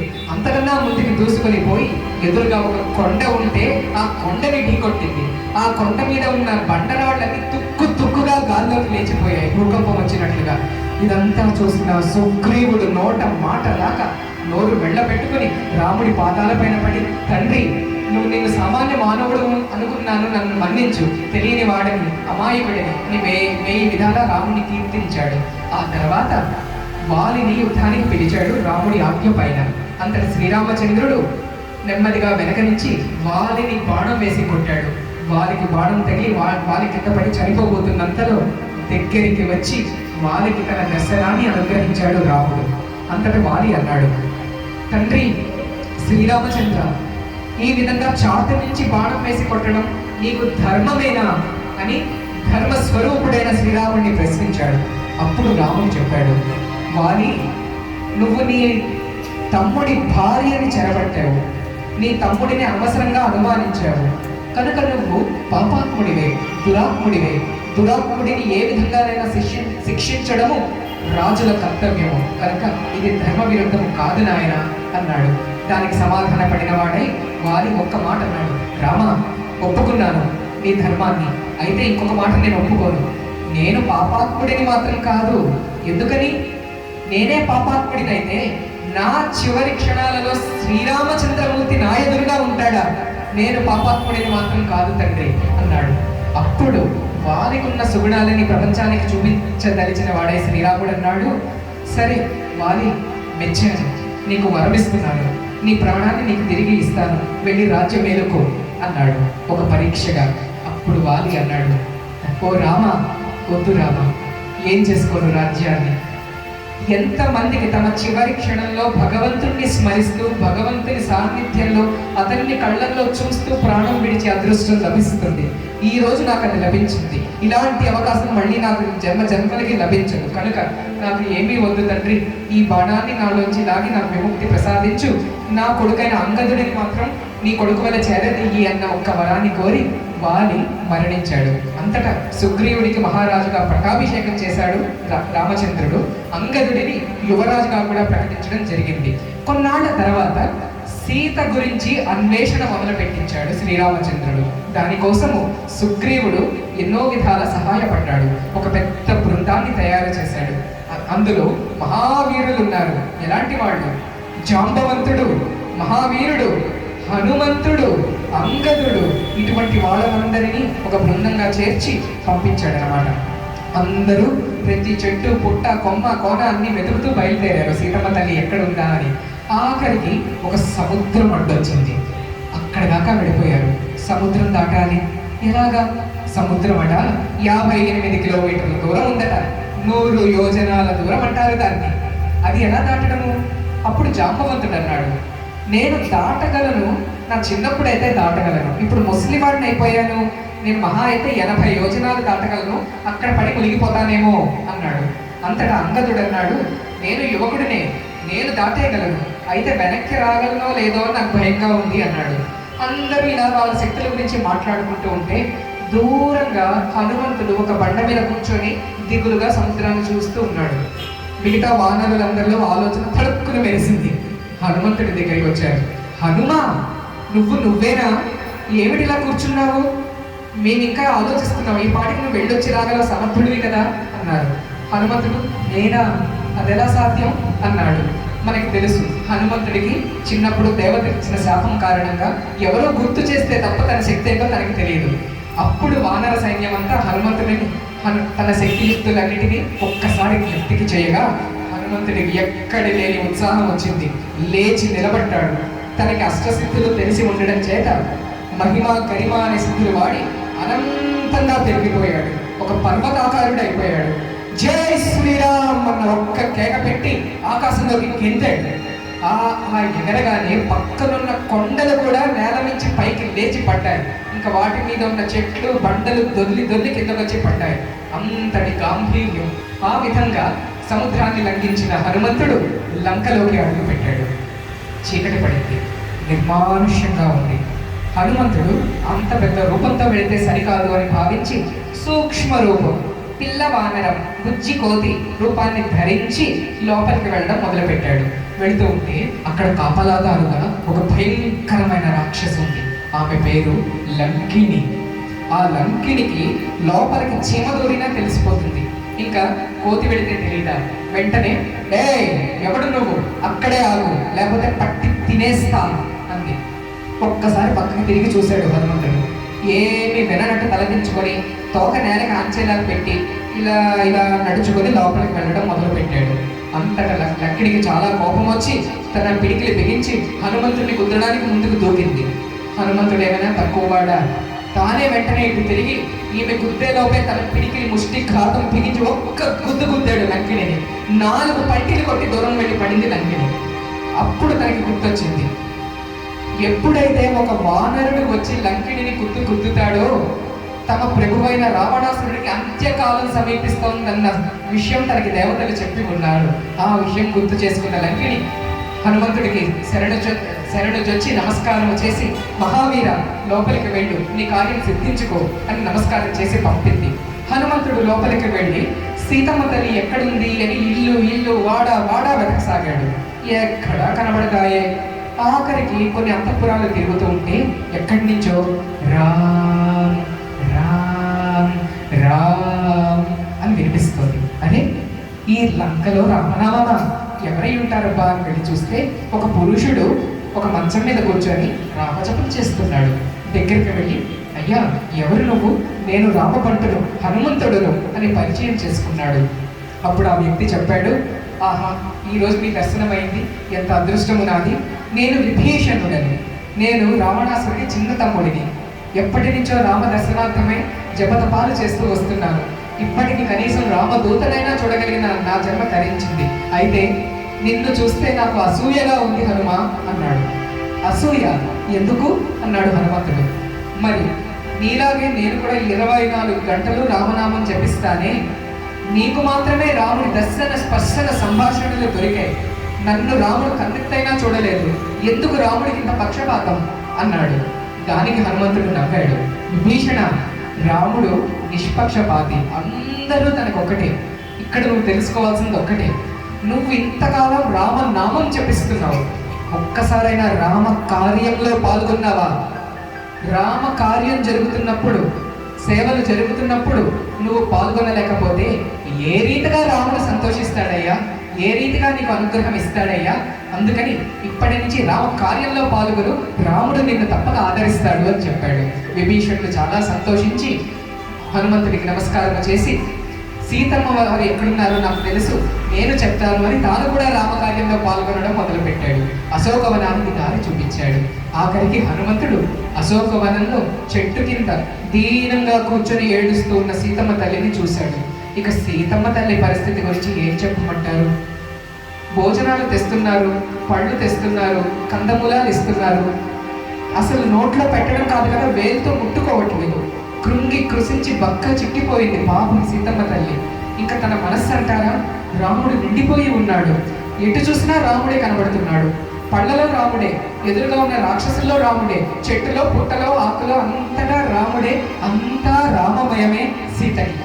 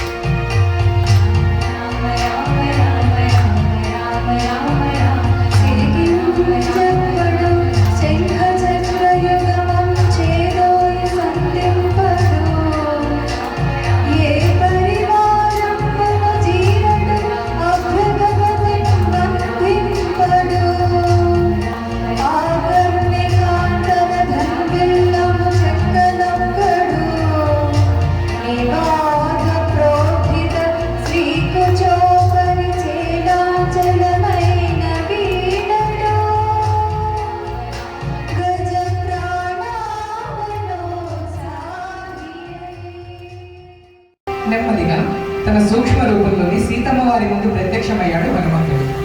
రామనామం జపించాడు, రామకీర్తన చేశాడు. అయితే అది కూడా రాక్షస మాయ ఏమో అనుకుంది సీతమ్మ. అంతటా సీతమ్మకి నమ్మకం కలిగించేందుకై రాముడు తనకి ఇచ్చినటువంటి ఉంగరాన్ని తీసి చూపించాడు హనుమంతుడు. ఆ ఉంగరాన్ని చూసిన సీతమ్మ తల్లి సాక్షాత్తు తన ప్రాణనాథుడు శ్రీరాముడినే చూసినట్లుగా సంతోషించి ఎంతో ఆనందంతో కన్నీరు కార్చింది.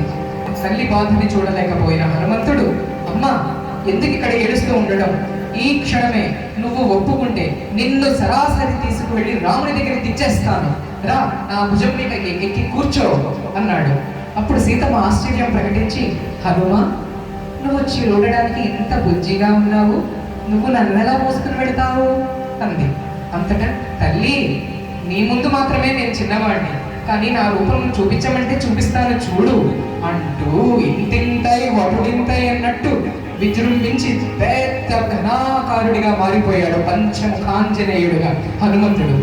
అది చూసిన సీతమ్మ తల్లి ఎంతో సంతోషించింది. హనుమ ఒప్పుకున్నాను నీ ఘనతను, రా తిరిగి రా అని దగ్గరికి పిలిచి, నువ్వు నన్ను తీసుకువెళ్ళగలిగిన సమర్థుడివే, అయితే నువ్వు నన్ను తీసుకుపోయావనుకో, ఏ విధంగా అయితే రావణాసురుడు దొంగలాగా వచ్చి నన్ను పట్టుకుపోయాడో నువ్వు కూడా నన్ను దొంగలాగే పట్టుకుపోయావు అని లోకులు అనుకుంటారు. ఆ మాట నాకు ఇష్టం లేదు. నా నాథుడు రాముడే రావాలి, రావణుని సంహరించాలి, దొరలాగా నన్ను తీసుకువెళ్ళాలి, ఈ నా మాటగా రాముడికి తెలియజేయి అని చెప్పిందన్నమాట. అక్కడికి హనుమంతుడు చాలా సంతోషము, తల్లి నీ మాటే నేను చేస్తాను అంటూ రాముడికి ఏదైనా ఇవ్వరాదా నీ గుర్తుగా అని అడిగాడు. అప్పుడు తన చూడామణిని తీసి అనుగ్రహించింది హనుమంతుడికి. అది పట్టుకున్న హనుమంతుడు, తల్లి ఇంకొక్క విన్నపం, నాకు ఆకలిగా ఉందమ్మా, నీ అనుమతుంటే 4 పళ్ళు తినిపోవచ్చా అని అడిగాడు.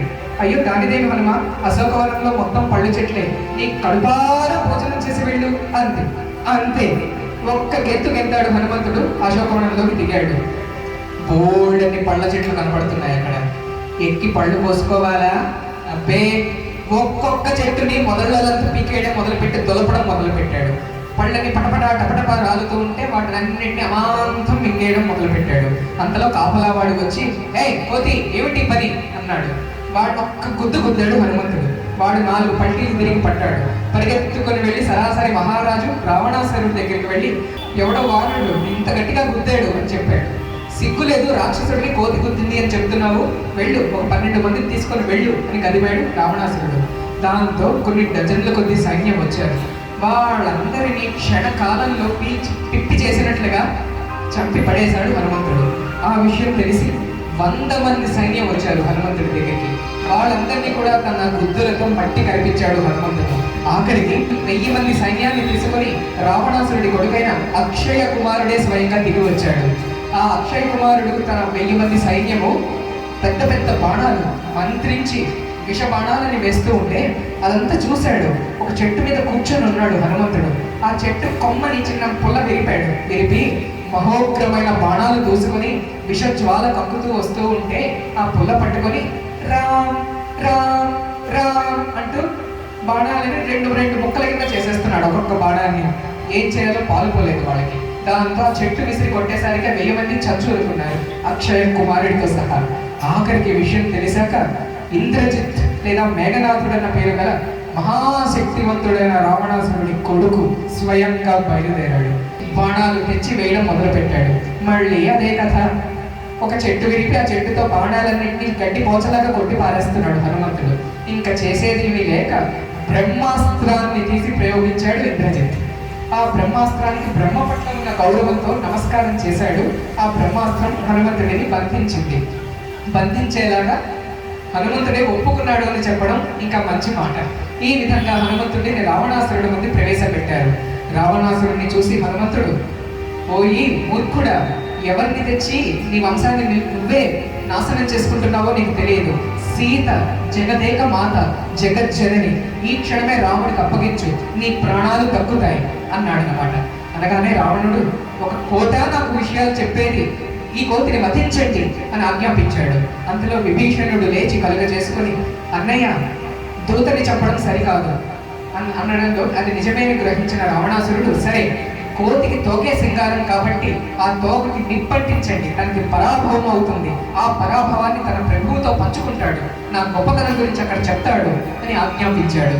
అంతటా రాక్షసులు నూనె బట్టలను తెప్పించి హనుమంతుడి తోకకి చుట్టడం మొదలుపెట్టారు. అయితే వాడు ఎంత చుడుతున్నా ఇంకా తోక కనబడుతూనే ఉంది, తోక పెరిగిపోతూనే ఉంది. ఆఖరికి 10 బండ్లలో నూనె బట్టలు పట్టుకొచ్చారు. అన్ని చుట్టినా కూడా ఇంకా హనుమంతుడి తోక పొడవుగానే కనబడుతూ ఉంది.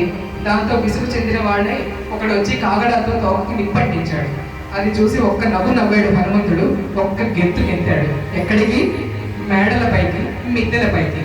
ఒక్కొక్క ఇంటి మీదకి దూకుతూ ఆ ఇంటి తలుపులకి, కిటికీలకి అన్నిటినీ తోకతో కొట్టడం మొదలుపెట్టాడు. మంటలు చెలరేగాయి. లంక మొత్తం అగ్నిమయం అయిపోయింది. ఎక్కడ చూసినా మంటలు, వేడి, హాహాకారాలు, చావులు. ఇదంతా జరుగుతూ ఉండగా సీతమ్మ వారికి విషయం అర్థమైంది.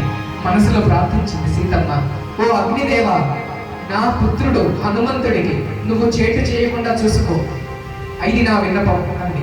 అగ్నిదేవుడు సీతమ్మ వారికి మనసులోనే నమస్కరించుకొని అగ్ని వేడి హనుమంతుడికి తెలియనియకుండా జాగ్రత్త పడ్డాడు. ఇంతటితో హనుమంతుడు విజృంభించి లంకంతా తగలబెడుతూ ఉండగా కుంభకర్ణుడి ఇల్లు వచ్చింది. నిప్పు అంటించబోతూ ఉంటే కుంభకర్ణుడి భార్య బయటికి వచ్చి, ఓ మహావీర, శాంతించు, నా భర్త నిద్రపోతున్నాడు, నువ్వు ఇప్పుడు అంటించావంటే నిద్రలోనే మరణిస్తాడు, కనుక మమ్మల్ని విడిచిపెట్టు అనడంతో ఆ ఇంటిని మాత్రం విడిచిపెట్టాడు హనుమంతుడు. ఆ తర్వాత లంకంతా కాలిన తర్వాత సీతమ్మ దగ్గరికి వచ్చి ఏమీ తెలియని అమాయకుడి వల్ల నిల్చున్నాడు.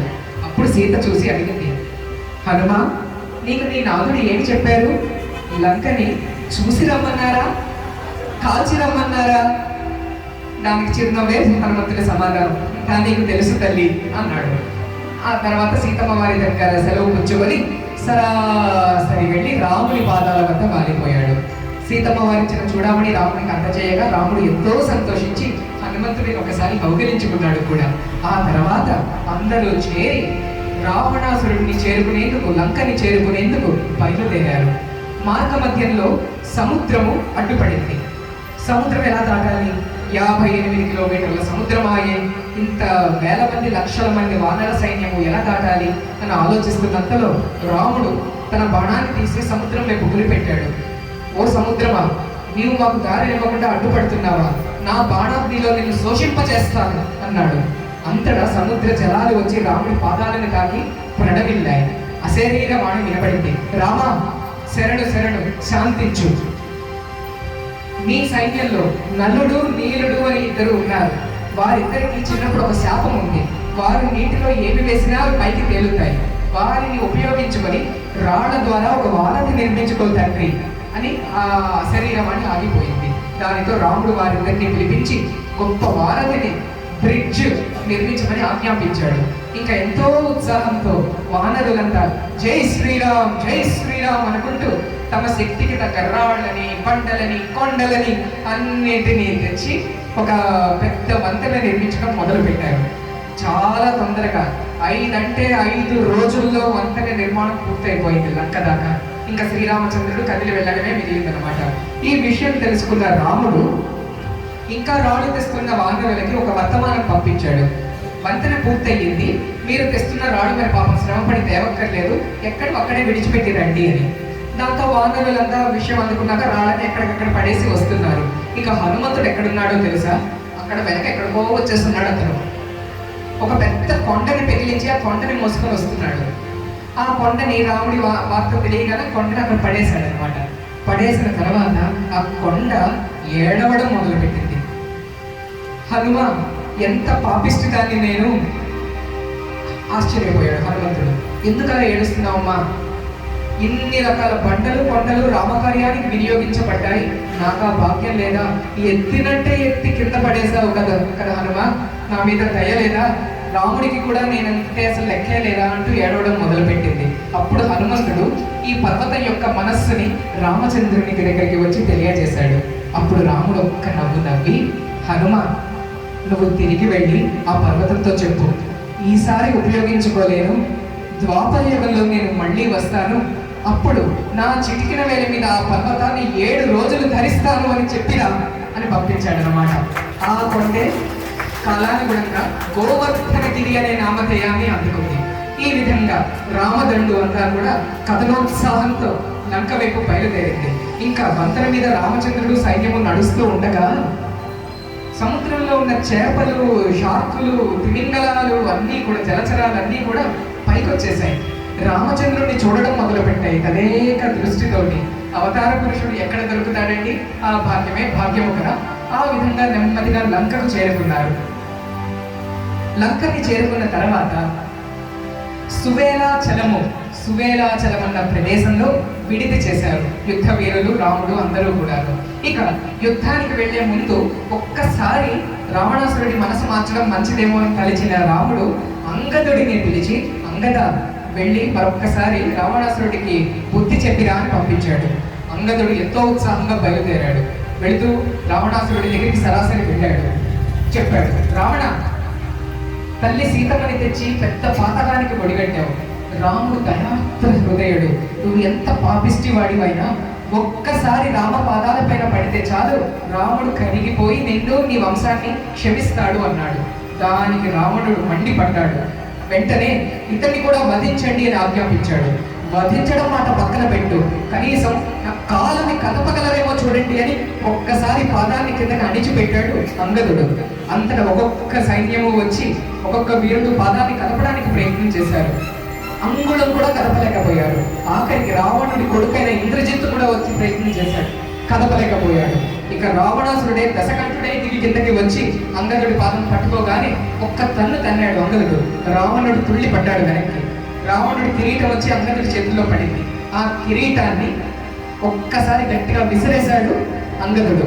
ఆ కిరీటం వచ్చి ఇక్కడ సువేలాచలంలో ఇక్కడ వచ్చి పడింది అనమాట. అదే సమయంలో విభీషణుడు కూడా రావణాసురుడి కొలువు వీడి రాముడిని శరణు అర్థించుకుంటూ అక్కడికి వస్తూ ఉన్నాడు. అల్లంత దూరంలో విభీషణుడిని చూడగానే రాముడు సుగ్రీవుడిని పిలిచి, ఆ సుగ్రీవ, అతను రావణాసురుడి తమ్ముడేమో కదూ, అతను వస్తున్నాడు, అతను ఏం చేద్దాం అని ప్రశ్నించాడు. సుగ్రీవుడు అన్నాడు, రామా, రాక్షసులని నమ్మడానికి లేదు. ఒక క్షణం మంచి వాళ్ళలాగా ఉంటారు, వెన్నుపోటు పొడుస్తారు. నా ఉద్దేశంలో వీడు ఎలాంటి వాడైనా కానీ వీడిని బంధించి బాగా హింసించి నిజాలు రాబట్టాలి అన్నాడు. దానికి రాముడు అన్నాడు, సుగ్రీవ, నువ్వు చెప్పింది ధర్మ సమ్మతమే, కానీ ఒక్క మాట చెప్తాను. ఎంతటి రాక్షసుడైనా, బ్రహ్మ హత్యా పాతకాన్ని అందుకున్న వాడైనా ఒక్కసారి నా చెంతకు వచ్చి రామా శరణు శరణు అన్న మాట అంటే చాలు, అతన్ని నేను అన్ని విధాలా చేపట్టి కాపాడుతాను అన్నాడు. రాముడి యొక్క ఈ భావాన్ని చూడగానే సుగ్రీవుడు ఆశ్చర్యపోయాడు. వీళ్ళిద్దరూ చూస్తున్నంతలోనే అల్లంత దూరం నుంచి విభీషణుడు, హే శ్రీరామచంద్ర శరణు శరణు, రామచంద్ర శరణు శరణు అంటూ పరిగెత్తుకొని వచ్చాడనమాట. వెంటనే రాముడు నవ్వి సుగ్రీవుడి వైపు చూశాడు. సుగ్రీవుడు నమస్కరించాడు. విభీషణుడు రాగానే విభీషణుడిని పైకి లేవనెత్తి, విభీషణ, ఈ రోజు నుంచి నాకు లక్ష్మణుడు, భరతుడు, శత్రుఘ్నుడు ఎలాంటి వారు, నువ్వు అలాంటి వాడివే అని తక్షణమే అభయం ఇచ్చాడు. హనుమంతుడితో చెప్పాడు, హనుమ, వెళ్ళి ఆ సముద్ర జలాలను పట్టుకురా అన్నాడు. ఆ జలాలను తేగానే ఆ నీటిని తీసుకొని విభీషణుడి శిరస్సు పైన చల్లి, ఓ విభీషణ, నిన్ను ఇప్పటి నుంచి లంకా నగరానికి మహారాజుగా నియమిస్తున్నాను అని ఆ క్షణానికి పట్టాభిషేకం చేసేశాడు. విభీషణుడు ఆశ్చర్యపోయాడు. సుగ్రీవుడు, అంగదుడు అందరూ ఆశ్చర్యపోయారు. అంతలో సుగ్రీవుడికి మరో అనుమానం వచ్చింది. రామా, ఏమి చేస్తున్నారు మీరు? విభీషణుడిని రాజుగా నియమించారు, బాగానే ఉంది. అయితే నాకు ఒక అనుమానం వస్తుంది.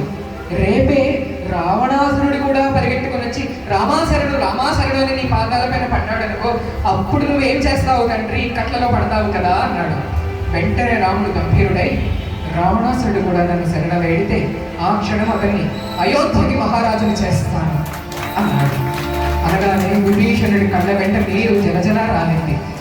రామచంద్రుని ఔదార్యము, సహృదయాన్ని తలుచుకొని అక్కడ పొంగిపోని వారే లేరు. శ్రీరామచంద్రమూర్తికి. ఆ విధంగా ఇంకా ఎటువంటి రాయబారము పనిచేయకపోవడంతో యుద్ధ భేరి మోగింది. రామరావణ యుద్ధానికి తెరలేచింది. ఇంకా ఇటువైపు వానరులు, అటువైపు రాక్షసులు హోరాహోరిగా మహోగ్రంగా తలపడ్డారు. అహిరావణుడు అనేవాడు చనిపోయాడు. కొన్నాళ్ళకి కుంభకర్ణుడు కూడా రాముడి చేతిలో హతుడయ్యాడు. ఆ తర్వాత మేఘనాథుడు, అదే మన ఇంద్రజిత్తు కూడా వచ్చాడు. ఇంద్రజిత్తు మహామాయావి కదా, అతను వానరులందరినీ వేల వేల సంఖ్యలో బాణాలు వేసి చంపేశాడు. లక్ష్మణుడు ఇంద్రజిత్తుతో తలపడాల్సి వచ్చింది. వీరిద్దరి మధ్య యుద్ధము రెండు సింహాలు తలపడుతున్నట్లుగా తోచింది చూస్తున్న వాళ్ళందరికీ కూడా. ఈ యుద్ధం జరుగుతూ ఉన్నంతలో లక్ష్మణుడి బాణాలను తట్టుకోలేకపోయిన మేఘనాథుడు ఒక్కసారి మాయమైపోయి మాయాయుద్ధం మొదలు పెట్టాడు. కంటికి కనబడకుండా ఆకాశంలో తిరుగుతూ అనేక రకాల బాణం వేస్తున్నాడు. అయితే శబ్దవేది అనే విద్య తెలిసిన లక్ష్మణుడు ఈ మాయావి మేఘనాథుడు ఎక్కడ ఉన్నాడో ముందే గ్రహించి అటువైపే తాను కూడా బాణాలు వేయడం మొదలు పెట్టాడనమాట. ఆఖరికి చేసేది లేక తనకున్న అతి శక్తివంతమైన బ్రహ్మశక్తి అనే శక్తిని ప్రయోగించాడు ఇంద్రజిత్. అది కాస్త లక్ష్మణుడికి తగిలి లక్ష్మణుడు మూర్ఛపోవడం జరిగింది. మూర్ఛపోయిన లక్ష్మణుడిని రాముడి దగ్గరికి తేగా రాముడు ఎంతో దుఃఖించాడు. అయ్యో లక్ష్మణ, నిన్ను కోల్పోయి నేను బ్రతకలేను తండ్రి అని బాధపడగా హనుమంతుడు వచ్చి, స్వామి నాకు చెప్పండి, నేనేమైనా చేయగలనా అని ప్రాధేయపడ్డాడు. అంతటా పక్కనే ఉన్న విభీషణుడు, లంకలో సుషేణుడు అనే ఒక వైద్యుడు ఉన్నాడు, అతను లక్ష్మణుడిని తప్పకుండా మూర్ఛ నుంచి బయటికి తేగలడు అని చెప్పాడు. వెంటనే హనుమంతుడు బయలుదేరాడు. ఇంటితో సహా పికిలించి రామచంద్రుడి ముందుకు దించిన తర్వాత అతను బయటికి వచ్చి, రామ, దీనికి వైద్యం నేను చేయగలను, ఏమీ పర్వాలేదు. అయితే దీనికి కావాల్సిన మూలికలు హిమాలయాలలో మాత్రమే దొరుకుతాయి. అక్కడ సంజీవిని అనే పర్వతం పైన ఉంటాయి. ఆ మూలికలు ఎవరైనా పొద్దునలోపు తేగలిగితే లక్ష్మణుడిని నేను బతికిస్తాను అన్నాడు. వెంటనే హనుమంతుడు, స్వామి నాకు అప్పచెప్పండి అని చెప్పి ఒక్క గెంతుకెత్తి హిమాలయాల వైపు వెళ్ళాడు. అయితే సంజీవిని పర్వతం పైన ఆ మూలికలేమిటో తనకి తెలియరాలేదు. దానితో మొత్తం పర్వతాన్ని ఒకటి వేళ్లతో సహా పిగిలించి ఆ పర్వతాన్ని మోసుకొని వచ్చి రాముడి చెంత నిలిపాడు. అంతటి వైద్యుడు వచ్చి అందులో ఉన్న 4 రకాల మూలికలను తీసి లక్ష్మణుడికి తగిలించగానే తక్కువ లేచాడు లక్ష్మణుడు. చాలా ఆప్యాయంగా లక్ష్మణుడిని కౌగిలించుకున్నాడు శ్రీరామచంద్రుడు. అంతేకాదు, ఇంత సహాయం చేసిన హనుమంతుడి దగ్గరికి వెళ్ళి అతన్ని కూడా కౌగిలించుకొని, ఓ హనుమా, ఏ విధంగా నీకు నేను కృతజ్ఞతలు తెలుపుకోను తండ్రి, నీకు నేను ఇవ్వగలిగినది ఏమీ లేదు, అందుకని నన్ను నీకు సమర్పించుకుంటున్నాను అన్న మాట వాడాడు శ్రీరామచంద్రమూర్తి. చూసారా, భక్తుడు భగవంతుడికి సమర్పించుకోవడం కాదట, భగవంతుడే తనకు తానుగా భక్తుడికి సమర్పించుకోవడం జరిగిన యథార్థమైన అపురూపమైన సంఘటన రామాయణంలో రామునికి హనుమంతునికి మధ్య జరిగింది. ఈ విధంగా ఉండగా ఇంకా చివరికి ఒకే ఒక వీరుడు మిగిలాడు రావణాసురుడి వైపు. అతను ఎవడంటే రావణాసురుడి కొడుకు నరాంతకుడు. ఆ నరాంతకుడు 1,000,000 సైన్యం కలవాడు. అతనికి రావణుడు కబురు పంపించగా తన 1,000,000 సైన్యంతో తిరిగి వచ్చాడు. అంత సైన్యం వస్తూ ఉంటే వానరులకి మొదటే భయం కలిగింది, వెనక్కి తగ్గసాగారు. అంతటా హనుమంతుడు ముందుకు వెళ్ళి ధీమంతుడే నిలిచాడు. తన గద తీసుకొని 1,000,000 సైన్యం మీద ఒక్కసారి సింహంలాగా దూకాడు. అందులో 1,00,00,000 మందిని సముద్రంలోకి తోసేశాడు, 1,00,00,000 మందిని లంకలోకి ఎత్తి కొట్టాడు. ఆఖరికి నరాంతకుడిని కూడా గదతో మోదగానే అతను కూడా అక్కడికక్కడ కింద పడి మరణించడం జరిగింది. ఇన్ని మరణాలు విన్న రావణాసురుడికి ఇక మతి తప్పిన వాడే చేసేది లేక ఎక్కడో లేని ధైర్యాన్ని కూడా తీసుకొని మరుసటి రోజు స్వయాన తానే యుద్ధరంగంలోకి అడుగు పెట్టాడు. ఇక రావణాసురుడు యుద్ధ భూమిలోకి దశకట్టుడై 10 ముఖాలతోటి 20 చేతులతోటి రాగానే వానరులు చాలా మంది ప్రాణాలు పైనే పోయాయి. ఎందుకంటే అంత భయంకరమైన రూపము కానీ, అంత ప్రచండమైన తేజస్సు కానీ, శక్తిని కానీ వాళ్ళు ఎప్పుడు వినుండరు, చూసుండరు. ఇంకా రావణాసురుడు తన బాణాలు వేయడం మొదలు పెట్టగానే వానరులంతా చెల్లా చెదురైపోయారు, ఎండు టాకులాగా ఎగిరిపోయారు. వేలకి వేల మంది సైన్యాన్ని నేల కూలుస్తూ వచ్చాడు రావణాసురుడు. అప్పుడు లక్ష్మణుడు ఎదురు వెళ్ళాడు రావణాసురుడికి. ఓ రావణ, నీ ప్రతాపము అల్పులైన వానరుల మీద కాదు, నా మీద చూపించు, దమ్ముంటే నాతో యుద్ధము చేయి అని వీరిద్దరూ యుద్ధానికి తలపడ్డారు. ఒకరికొకరు బాణాలు వేసుకుంటూ ఉంటే ఈ చోద్యాన్ని చుట్టూ ఉన్న వానరులు స్తంభించి చూస్తూ నిలబడిపోయారు. రాక్షసులు కూడా యుద్ధం మాని చూస్తూ నిలబడిపోయారు.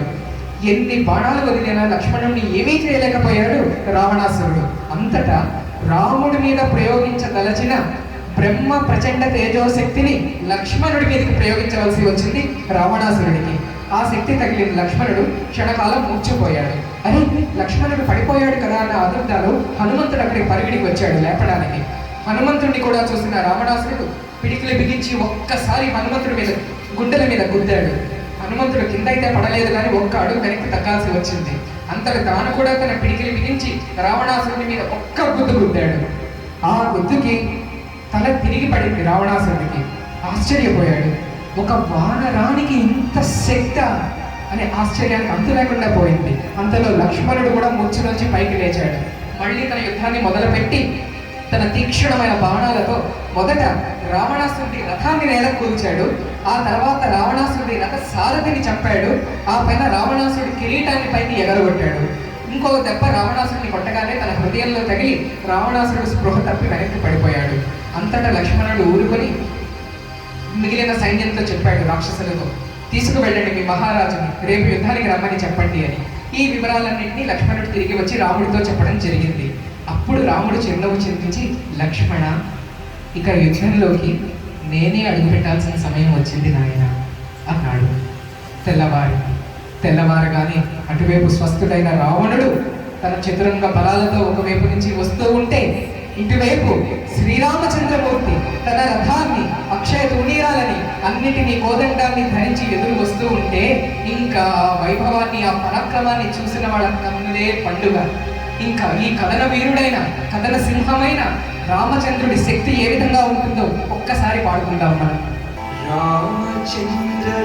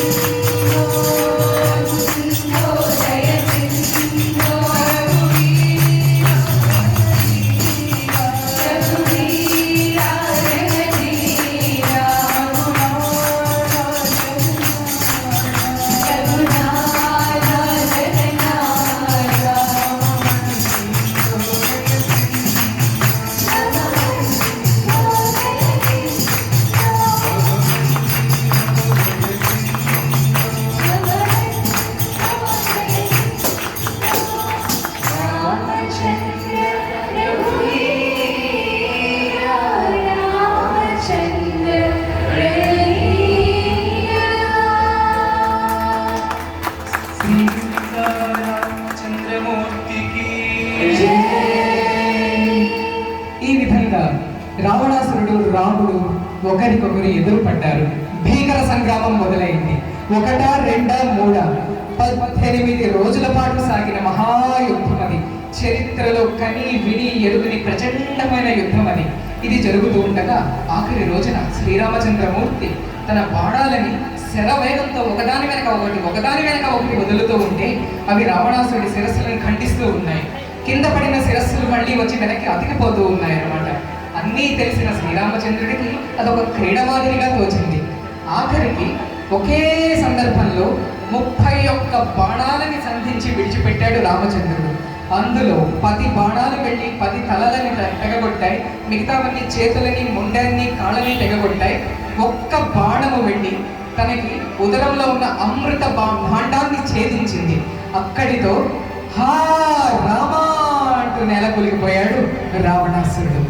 అంతటా మరణిస్తున్న రావణాసురుడిలో ఉన్న ఆత్మజ్యోతి వచ్చి రామునిలో కలియడం చూసి లక్ష్మణుడు, సుగ్రీవుడు అందరూ ఆశ్చర్యానికి లోనయ్యారు. ఈ విధంగా రావణాసురుడి భక్తి కూడా లోకానికి చాటినట్లయింది. ఇంకా రణరంగం అంతా కూడా ఒకే నామంతో దిక్కులు పిక్కటిల్లేలాగా వినబడింది. జై శ్రీరామ్, రామచంద్ర ప్రభుకి జై అన్న ఒకటే నినాదం ఎక్కడ చూసినా. ఈ విధంగా రావణ సంహారం జరిగిన తర్వాత సీతమ్మ వారిని తోడుకొని వస్తున్నారు మిగిలిన వానరులంతా కూడాను. అయితే సీత అల్లంత దూరంలో ఉండగానే రామచంద్రమూర్తి అన్నాడు, సీతని ఇప్పుడున్న స్థితిలో నేను స్వీకరించలేను. సీతకి అగ్ని పరీక్ష జరగాల్సిందే. దాంతో వానరులందరికీ గుండాగినంత పనైంది. హనుమంతుడికి కూడా కళ్ళవెంపటి నీళ్లు రాసాగాయి. తండ్రి, సీతకి అగ్ని పరీక్ష. రాముడు తొడగక బెడకక గంభీరుడై నిలబడిపోయాడు.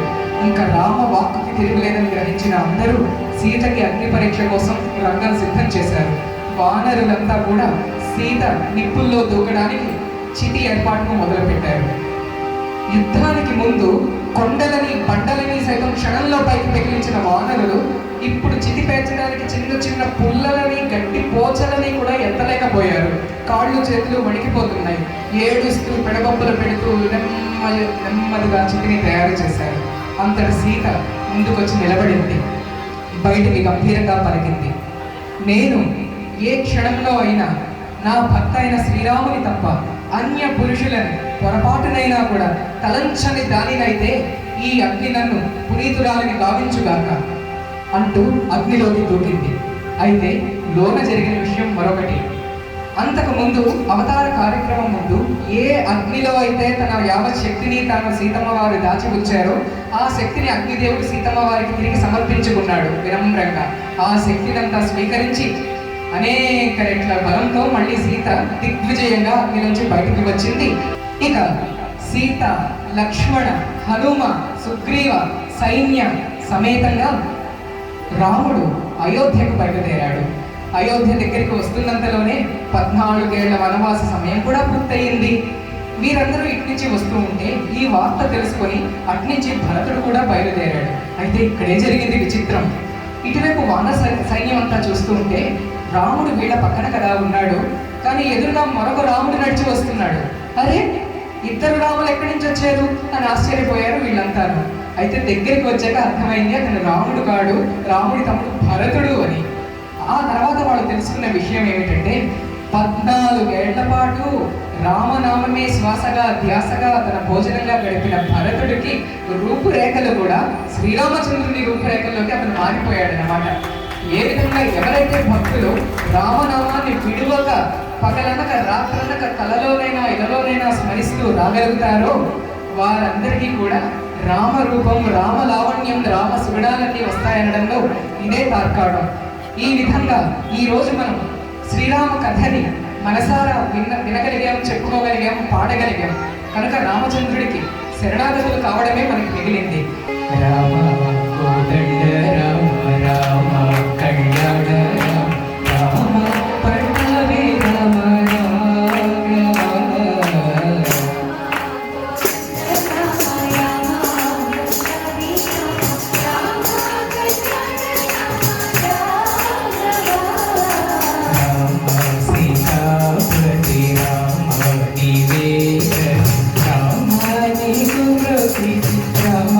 నీ చేతి